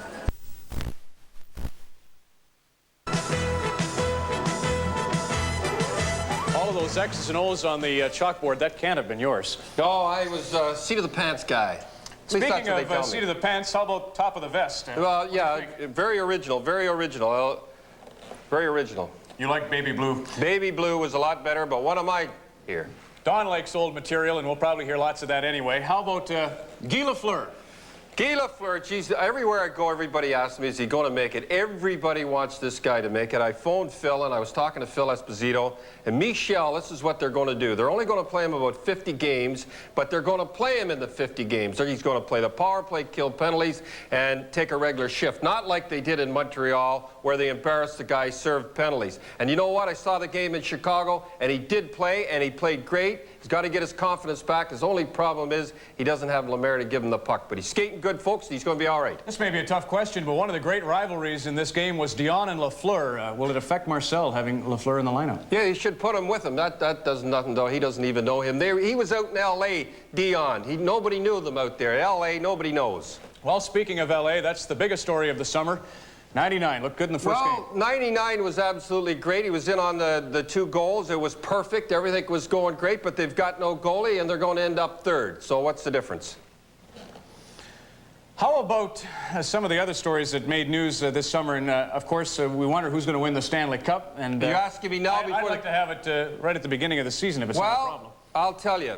Before, when they had Gretzky, they were at a bet the farm on Edmonton. Now, I'm not going to bet the farm, but I'll bet the cottage on them. That's it. I still say they're the favorites. They've got too much power, and they got the best goalie in hockey by far in Grant Fuhr. Well, Detroit is a team that says it'll get to the Stanley Cup this year. That was until Probert and Klima. How about that situation? Listen, if they keep playing the way they've played in the exhibition games, I understand Probert's gone to Betty Ford Foundation School or something. The way they're playing, he'll graduate pretty soon and get them back there, because I'm telling you, they sure look lousy. And Jacques, you're a great coach, but I don't know this year. Has he lost that team, though? You've been in a situation where you have a player that you say all of a sudden it's Yzerman, Norwood, it doesn't matter, they're all even in my books, and now you have a situation like this with both these players. Will it affect Demers? Can he regain control? Oh, he's got control. He sent them down, and they're gone. The thing that bothers me is they're going to lose Yzerman.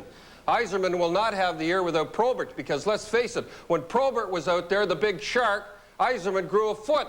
And he's not going to be there, and Yzerman will have a tougher time without Probert. And it's a funny thing, all the problems, missing planes, drinking after curfew and all that stuff, every team in the league wants them because everybody thinks they're a genius and can straighten them out. The dawn of a new hockey season live. This is Molson Hockey Night in Canada on CBC.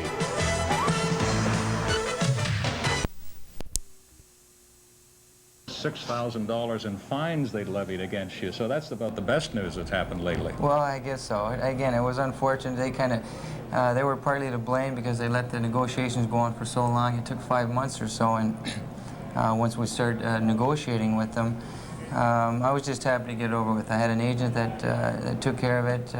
He judged me on what salary he thought I should be making, and I stuck to my guns, and he stuck to his, and I was behind him 100%. Why aren't you playing tonight? Well, I'd love to be playing right now, but the coaching staff figured, being out of camp and not being in the best shape, they figured 3 games in 4 nights would have been rough for me, but I would gladly like to be out there tonight. What's your first impression of your new coach, Pierre Pagé? Well, he's tough. guys, if they're not going to produce, if they're not going to stick to his system, you know, he's going to make changes, and that's what he stressed all the players. And for an organization, a team that hasn't made the playoffs in the last 2 years, you know, they're not going to wait around long. We've had 2 pretty dismal seasons here, and for the state of Minnesota and the hockey sense, they want to turn it around and they want to get it going again. Good luck tomorrow night. I know you've got a busy weekend, and put all your past problems behind you and have a real good season, Dino. Thank you. Dino Ciccarelli, our second intermission continues in a moment.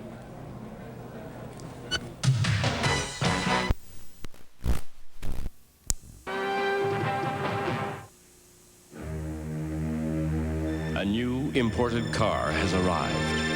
It comes with a well-earned reputation for quality and design.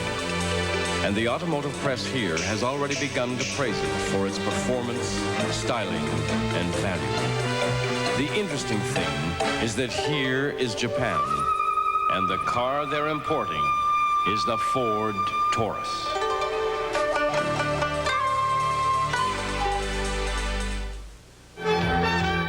For 17 seasons, the name Jacques Plante stood for excellence in hockey jargon. An acrobatic marvel, Plante used his physical skills to full advantage, but his knowledge of the game and innovative nature soon matched his playing talents. While starring in the Canadiens net in the 50s, Plante began to revolutionize the goaltender's role in the sport. One of those innovations, the face mask, a protective tool he first auditioned in practice. However, he met a stone wall in coach Toe Blake, who vowed that Jacques Plante would never wear a mask in a game. But that all changed on the night of November 1st, 1959. Plante suffered a facial injury and had to leave the game for repairs. He flatly told the team he'd not return without the mask. After huddling with team officials, Blake finally relented, and Plante returned to the net wearing the mask he is now remembered for bringing to the sport. Jacques Plante led the Canadiens to 6 Stanley Cups in his 11 seasons in Montreal and is considered by many to be one of the game's greatest competitors. He's enshrined forever. Game 5-3, Toronto, 1 period to play. 3-1, Vancouver leading Detroit. The Red Wings in trouble again tonight. Skriko with a pair of goals for the Canucks. They're in the second period. 3-3 tie, New Jersey and Quebec. There are your goal scorers. They're in the third period now. And it's 6-2, Boston looking for their second straight victory. 6-2 Bruins over Hartford. It could be a long year for Hartford. Third period score. 5-2, Washington in front of Buffalo. Tucker with a pair for the Buffalo Sabres. They're in the third period now. And it's 3-1, Rangers over St. Louis. Kelly Kissio, a 2-goal scorer for New York. And finally, Calgary at Los Angeles and Wayne Gretzky, a 10:35 start. Molson Hockey Night in Canada on CBC returns in a moment.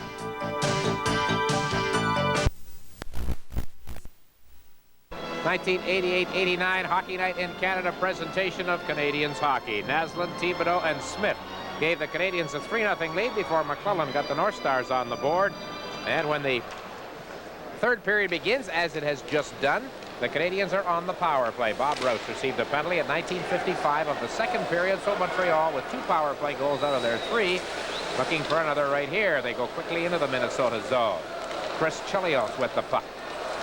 Back to Naslund, who goes to the point to Desjardins, the rookie, and a skate save by Milas, another rookie in goal for Minnesota. Naslund goes deep into the zone. Habscheid and Schreiber are the penalty killers. Up front, Naslund flips it in off the boards. Milas stopped it, played it off the glass, and it's all the way out to center ice. So the Canadiens right here, Scotty, through the first 45 seconds of this power play, unable to really set up anything in the zone. Gates. Corson getting a shot, Dick, instead of Lemieux. Here's Chelios. He switches hands. The puck bounced to the crease. Smith, a shot from an angle. Milas makes the save. Corson's there, pushed out of the way. There's Gates. He was a tough guy in junior hockey in Spokane. Drafted him last year, Link Gates.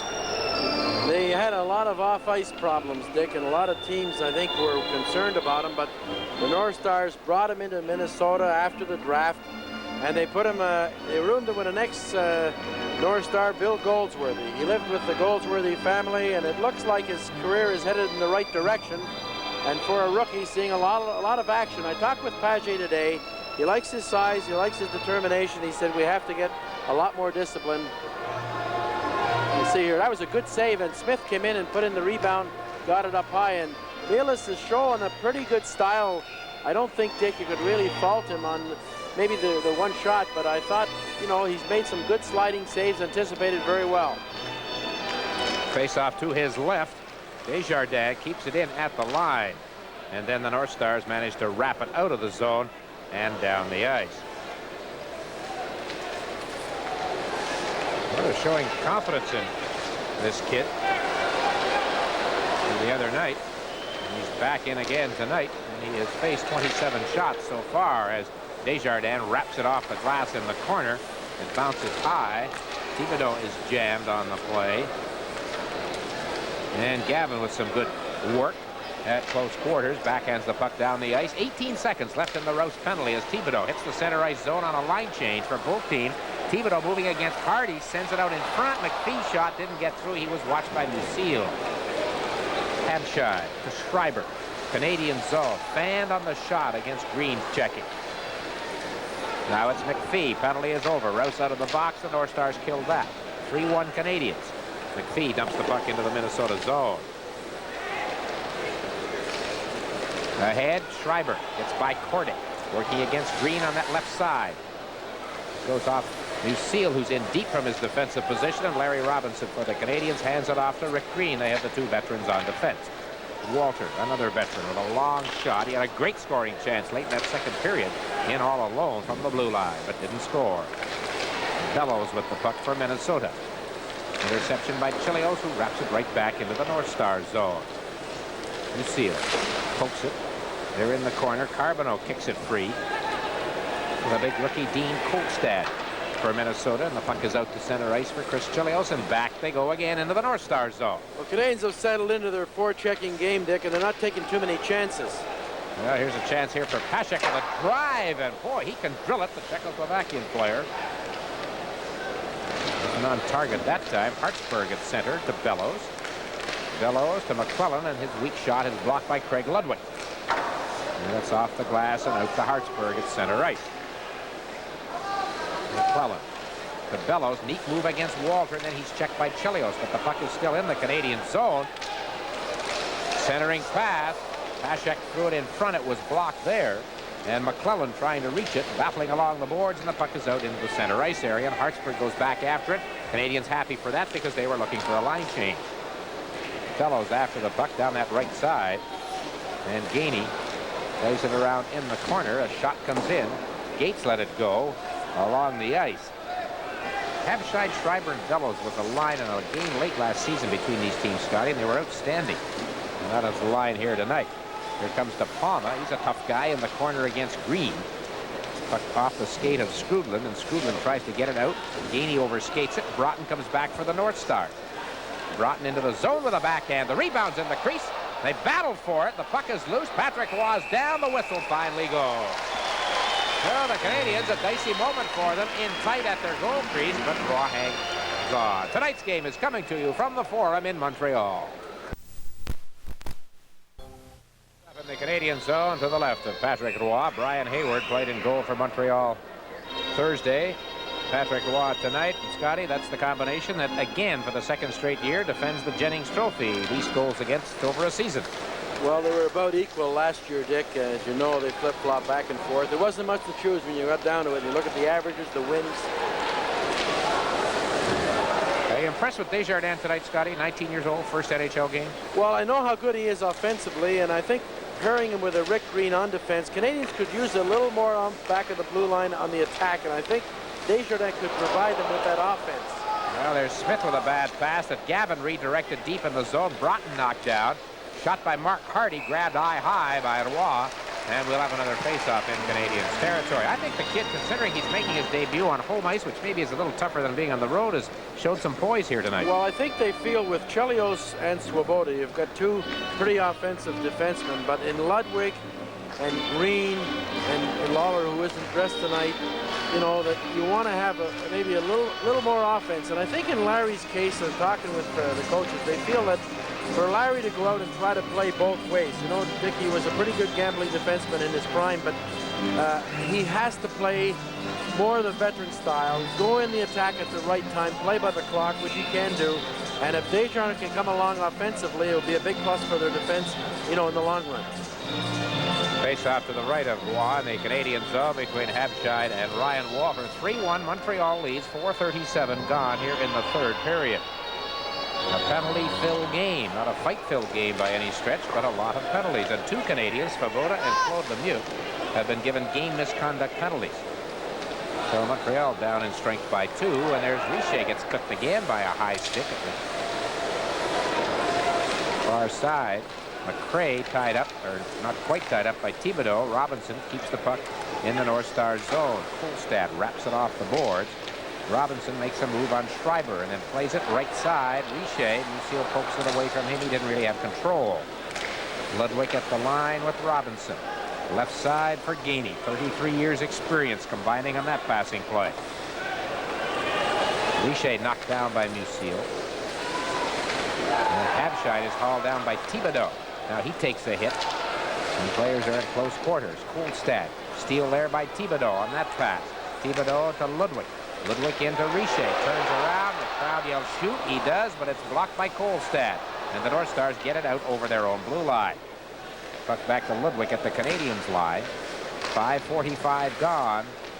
Third period. Carbonneau runs into a check from Schreiber as the North Stars change, and Pasek's shot hits Ludwig. Now it's McPhee. McPhee hops through. Kolstad in deep. Mike McPhee with some good hustle for Montreal, trying to set up Walter, but a defensive save by Bellows, who brings it quickly up with McClellan, who runs into Chelios at the line, and that throws the play offside as they gather round on that far side Canadian zone.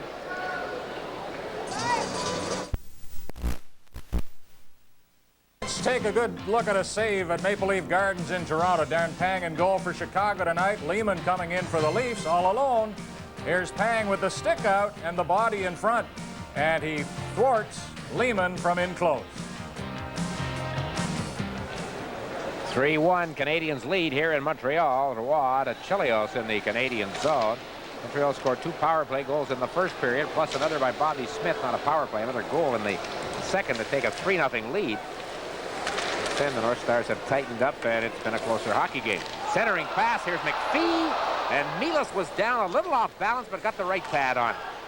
Puck centers out. McPhee tries to get a shot through, can't do it. He's knocked down, and Bellows comes up with it for Minnesota. Bellows with the puck now, hits the line with Pasekh offside. Pasekh in over the line, just a shade.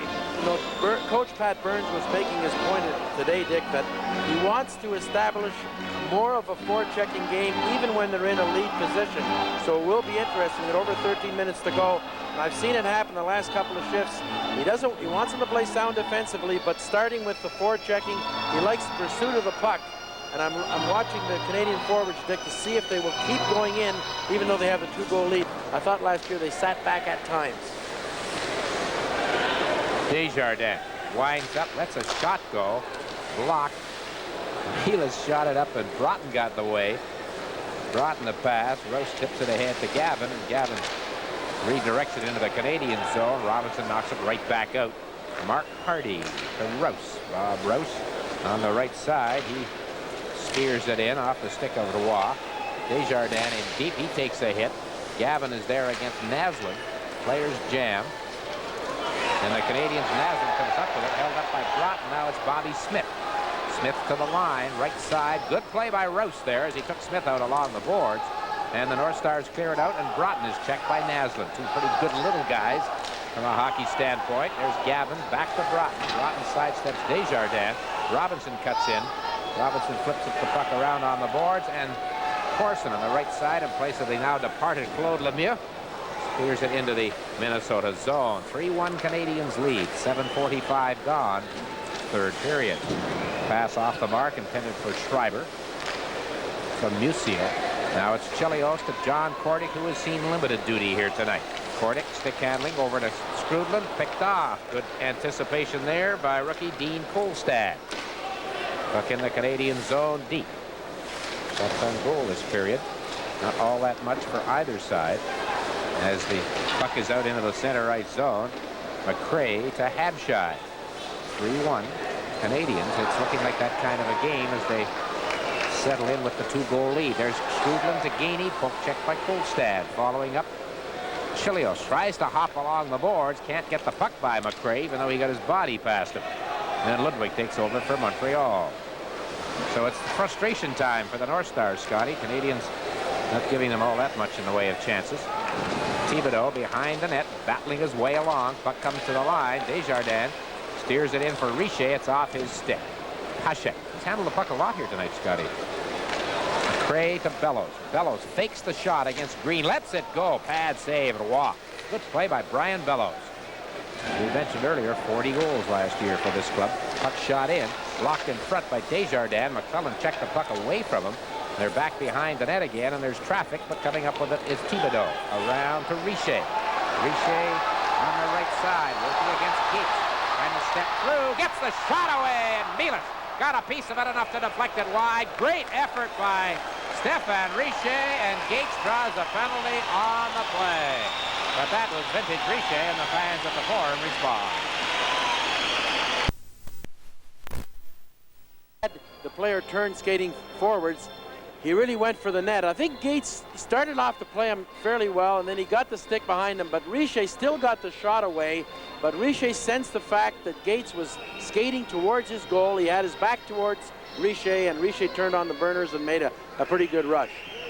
Well, after penalty-filled periods, numbers 1 and 2, that's the first penalty call by McCreary here in the third. And it's Gates for hooking at 9:36. Haven't seen Richer much on the power play, Dick. He was on the point a lot last year. And now, of course, Robinson out there with the rookie Desjardins. Desjardins has it now. Smith along the board.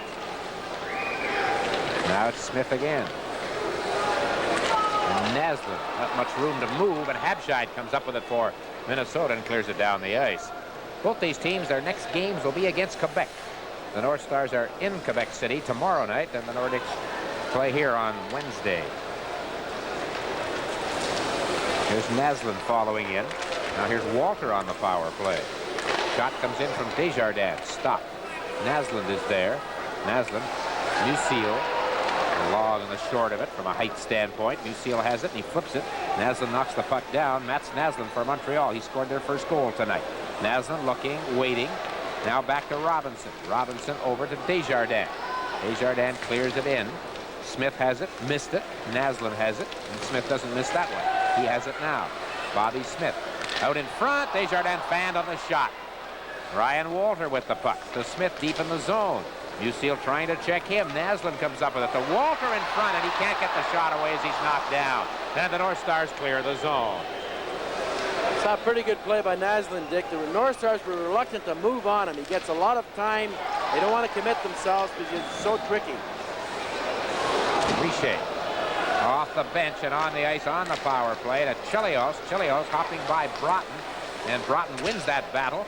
Puck pops high. Thibodeau has it, and he is checked by Broughton. Talking with Chico Resch today, the former NHL goaltender who works in the North Stars telecast. Chico says he thinks some teams in power plays don't shoot enough. Here's Richer going to take a shot. He scores! There you go. Thanks, Chico.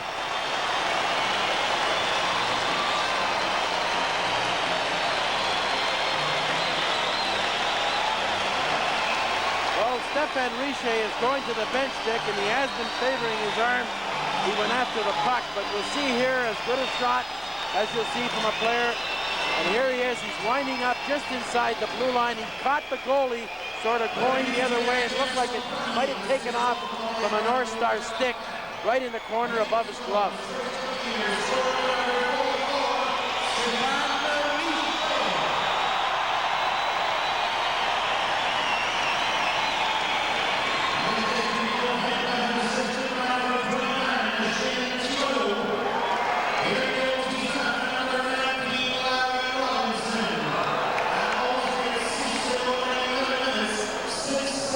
Richet's first of the year, and the Canadiens now have a 4-1 lead with 8.5 minutes left in the third period. A blast from the blue line area by Stefan Richer. A power play goal, Dick, so maybe justification because Gates drew the penalty on Richer, and Richer comes back and scores the power play goal. And the fans chant Richer, Richer. The Canadiens introduced individually tonight, and I think if you're going to check an applause meter, you would have Larry Robinson, Mats Naslund, and Richer. McClellan a shot off the pad of Roy. Those three seem to get the largest cheers. Hartsburg shot blocked in front. They score on the rebound. Brian Bellows threw it upstairs after Roy had made the move on the shot that I don't think ever reached him, Scotty, and Bellows picked it up off the leg. And you know, Dick, I was just about to say that he hadn't gone down very much. He made a save about 10 seconds before that, but on this one, you're right. He anticipated the first shot, made the move, and went down. The puck never really reached the net. Here it is right here, and he's down, and the rebound's out there, and he can't really handle it. Ludwig's all over him, and they pour it in. It's 4-2 with a little under 8 minutes to go.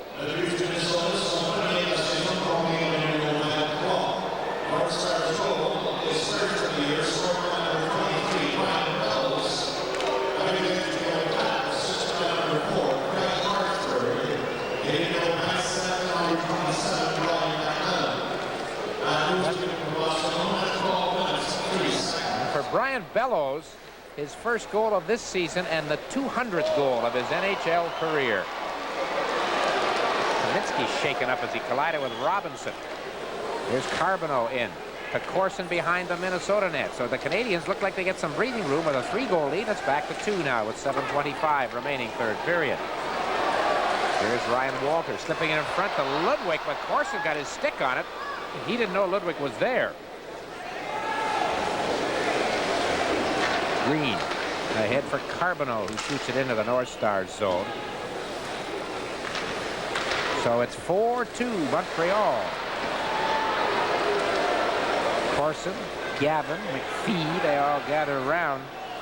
And finally we get the whistle going with the puck jammed along the boards. 6:55 remaining third period. Shot, Lehman, a bit of a screen, but it pulls weight. It's in the net, and the Leafs lead it 6-3 in the third period. Well, Mike Keenan making moves. We saw Pang on one of Brian's updates make a great stop on a breakaway. Next thing we know, he's not playing anymore. He's been hurt. Gainey along the left side runs into Hartsburg's checking, and the North Stars dump it back out. Ludwig, a weak return, and here comes Minnesota Broughton. On the far side, De Palma couldn't handle that pass. And Gainey's after it with a delayed offside being signaled and now called against Minnesota. Elsewhere around the NHL, New Jersey has come back. 2 goals by Sundstrom in the third period on power plays. They lead Quebec 4-3. 6-2, Hartford trailing Boston in Hartford. Washington ahead of Buffalo 5-2. The Rangers leading St. Louis 3-2 in the third period. Still no points for Guy Lafleur in that game. And 3-3 in the third, Detroit and Vancouver out on the West Coast. You made a good point, Dick. I don't know if it's a trend, but we see an awful lot of goalies pulled in games, and especially early in the season, you wonder sometimes with rookie goaltenders if it is the formula that can gain them the confidence needed, because they have to be back in there very shortly or else they're going to lose their confidence. Canadiens call for icing right here as the whistle goes. 6:15 showing on the time clock. 7-6 shots in this period so far in favor of the Canadiens, who lead by 2. Cullen, 2 big guys at close quarters. Now Hardy kicks it free. Smith flips it from behind, and Lewis clears it right back. Walter was still being challenged and held onto by Hardy. Hasek dumps it in. Bellows with it deep in the zone, tries to get around Craig Ludwig. Naslund following up. Bellows with that Minnesota goal here a few moments ago that's made it a 4-2 game. Here comes Naslund for Montreal. Naslund to Smith, who's ducked from behind. Fans react, the referee does not. Play goes right on. Hasek, cross ice pass, he drilled it off McCrae's new black Minnesota North Stars pants. And both teams are changing on the go with 5:15 remaining in this third period. Habscheid for the North Stars. Left side for Lucille. Back to Habscheid behind him, and McCrae lets a shot go. Didn't have much on it. And Corson comes back for Montreal. Richer and Corson combine at the line, but Richer was in ahead of the play. He was watching the puck and not watching the blue line, and the whistle went. North Stars don't play back here in Montreal in over 5 months, Scotty. Their next game here is March 25th, the second to last Saturday night of the season. The Canadiens play once in Minnesota this year on December the 7th. It seems that Pat Burns is not as concerned, Dick, early in the season, of course, into the second game, about any line matchups, and that would give a little more ice time to maybe fellows like Thibodeau and Richer. With the 4-2 lead, he's showing the offensive confidence. Richer scored the big goal, of course, to put him ahead 4-1, but it's now narrowed to 4-2. I thought that maybe you can correct me. You're coaching today. Like, here's two teams play each other, two rookie coaches. They don't see each other now till December, and then not till March after that. And it's okay, you get the videotapes and that, but I still think it's harder to get a fix that way than it is if you get the feel in the building when the game is on, how the other team plays. Well, we see it, Dick, in the interdivisional game. That's right. That's much more so. There's a lot more matching and so on in that situation. And, of course, it's playoff time. Here's McCray behind the net. McCray knocked down. Green clears the puck away. They battle along the boards, and it's picked up now by Thibodeau. 4:14 showing on the clock, with the Canadiens leading the North Stars 4-2, and fresh troops coming over the board from both benches. If you have recently joined us and wonder where Claude Lemieux is and Peter Svoboda, they are gone for the night with game misconducts. Hartsburg a pass, deflects through to the crease, and Roy cleared it away.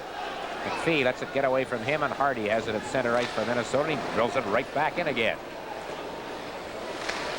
Gavin behind the net. Players bunched up, and the North Stars trying to come up with it. Rouse comes in deep from the defensive point position. It went off the stick of Roy. The North Stars down by 2, put some pressure on. Hardy shot hits Ludwig. They score on the rebound off Ludwig, and now Dusan Pashek will get credit for it. And we've got a 1-goal game, 4-3 with 3:36 left, third period. Saw a very quick release by Pashek on this one as he took the rebound and got it off his stick very quickly, up high behind Roy on the stick side. So there's Roy looking around for the puck, and finally the Pashek will get there. He went down under reflex action, but here it is right now. He got back up, and Pashek put it over his stick side. I think again, Scotty, Patrick Roy was reacting on a shot that didn't get to him. That one hit Craig Ludwig. It's kind of half down. He really didn't get all the way down, and there as he's trying to get back up, he put a good high shot in. Pashek did. Oh, I'm impressed by Pashek's reaction with that puck. He didn't waste any time at all. He was their leading scorer, Dick. He did score 6 goals in the 9 preseason games that he got into, so he's had a pretty good training camp as well. All right, so for the first time tonight, we've got a 1-goal game. The Canadiens had a 3-0 lead. It was 3-1, 4-1, 4-2, and now 4-3. And here come the North Stars again. Fellows has played a prominent role for them. He's taken out by Bobby Smith. Ludwig ahead for Brian Skrudland at center ice, and he flips it through the defense, and it bounces wide of the net. Rouse goes behind his own goal. Big Rouse. Naslund chases him. McClellan has it. Checked by Skrudland. Brian Skrudland with Bobby Smith. Drops it off over to Mats Naslund. In alone. Naslund stopped by Milas, and he stopped the rebound by Smith. Mats Naslund was in all alone, and the rookie goaltender that time, the Finnish goaltender, stopped the Swedish forward.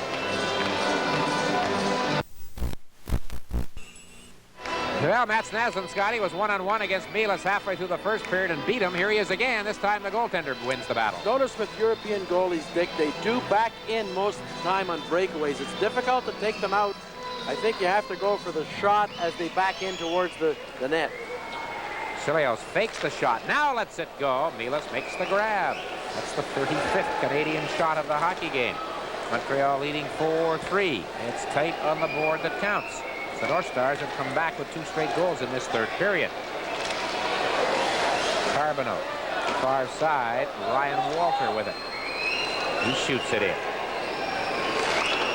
Played off the glass and out over the line. Chilios there, shoots it back, knocked down by Basil McCray. Lucille to Zemlak. Zemlak shoots it in, off the glass. Carbonneau dumped McCray, but play goes right on. Carbonneau to the line with a shot, drilled wide of the net. Game chasing the loose puck, but can't come up with it against Larry DePalma. Now it's Richard Zemlak. Thibodeau is there, but the North Stars dump it into the zone, and again we get the teams are changing lines on the fly as Hartsburg goes after it deep in the Minnesota end of the rink. Craig Hartsburg passing that far side, bounces away from Stu Gavin. Gavin bounces into Desjardins. So the rookie defenseman, 19 years of age, Scotty, out here with a minute and a half to go and a 1-goal lead. Here comes Schreiber on the right side. Lets it go. Roy the save. Robinson bats the rebound. Good chance there. A quick opener down that right side for Minnesota. Patrick Roy had to be sharp on Schreiber. Here's a pass off the stick of Thibodeau. Now, I think Mila seemed to be edging out of the net, but that has to go back in right now. We'll keep our eye on him with 1:07 remaining in the third period, and Minnesota down by 1. There's Gates on that far side. These coaches pouring out the rookies here. Milas is out of the net about 10 feet outside the crease, but still didn't get the call from Pierre Pagé. Musil to Paschik. Back to Musil. Musil in close. Tries to jam it home. There goes the goalie. Hits the bench with 46 seconds left. So the North Stars net is empty. They've got an extra attacker. Strudlin with the puck. Bellows watching him. Robinson flips it around on the boards. Naslund tries to get it by Big Kolstad and does to center ice. Musil shoots it right back in again. 29 seconds left. 4-3 Canadiens. Robinson dumps it off the glass and out to the center ice zone. Kolstad is there with 20 seconds left. And those who have confidence start to sing. But it's not over yet. That time the North Stars were broken up. Naslund shoots, misses. He aimed it and missed the net short side. 8 seconds to go. Here's Paschik at center ice. He flips it in. It bounces through to Roy. Leaves it for Ludwig. And this game is over.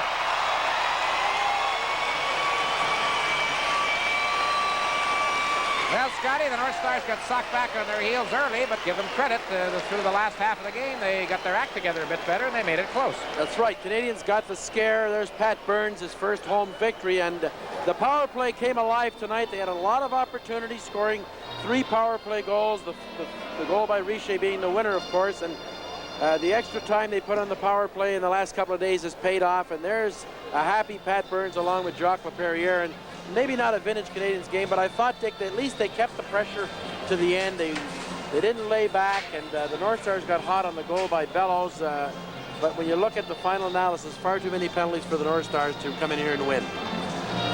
So the Canadiens, after dropping their opener in Buffalo Thursday, win for the first time in this new NHL season, while the North Stars are now 0 for 2 with 2 straight losses.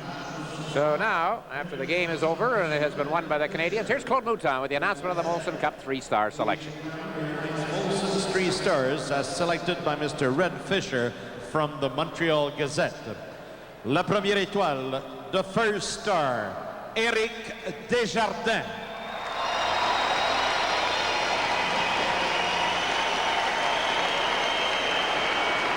La deuxième étoile, the second star, Stéphane Richer. Et la troisième étoile, the third star, Brian McClelland. Well, what a thrill for Éric Desjardins to be picked the first star in his first National Hockey League game. Here we have the third period summary. Richer's goal gave the Canadiens a 4-1 lead at 11:06, but then Bellows came back less than a minute later at 12:03, and it was 4-2. Paschik scored at 16:24 to make it a 1-goal game, but that was the best the North Stars could do, and the Canadiens held on. The shots on goal in the last 2 periods were even at 22 apiece overall because of their first period margin. The Canadiens outshot the North Stars 35-30. So the Montreal Canadiens win the hockey game. Final score, Montreal 4, Minnesota 3. We'll return in just a moment.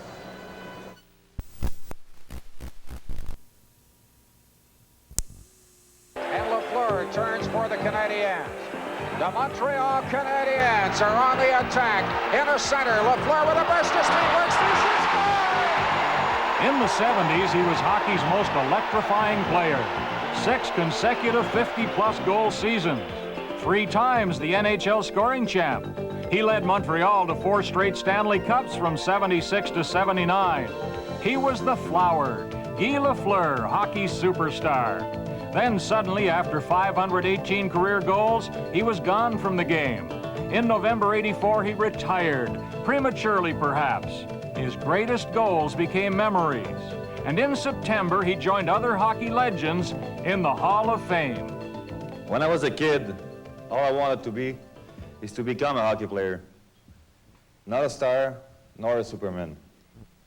Simply someone that plays the game, enjoy it, and do well at it. I was privileged by life. I was a mind-boggling success, far beyond my wildest expectation. And even as he was being honored by the Hall of Fame, Lafleur at 37 was involved in a comeback attempt with the New York Rangers. See, what made me say yeah, with no question, right, was the look in his eyes. I mean, that was the look of a very intense, very dedicated man who was determined to show that he could still do it. And I always like to put myself in the other guy's shoes. And if it were me, and Guy Lafleur was in my shoes, I'll bet you any money Guy Lafleur would have given me an opportunity. The skeptics said Lafleur would only embarrass himself. He was too old, too slow. Why risk humiliation? I heard that my comeback was a joke, but it didn't influence me at all, you know, because when I retired, you know, I was listening too much to people and some friends that they were telling me, well, maybe it's time for you to retire, you know. And when you start to think like these skeptic people, you're losing the game, you know. You're starting to pack already and things like that. So I don't really care what they say or they say I'm stupid or the organization is stupid. That's one thing for sure. I'm very thankful for the New York Ranger organization and Phil Esposito to give me an opportunity to prove to myself that I was right, you know. Lafleur makes the move, and again. Lafleur comes in. Another move. He's taken down. He shoots wide. Vintage Lafleur. His comeback hasn't been a joke. He can still dazzle the fans with his magic moves. And Esposito figures there are better things to come. I think that his timing is coming back a lot quicker than I thought. It's not 100% yet, but I don't think it will be until, I'd say, sometime in November, probably the latter part of November before his timing is really solid. Dion behind the net, checked by Melnick, out in front. Lafleur, he scores!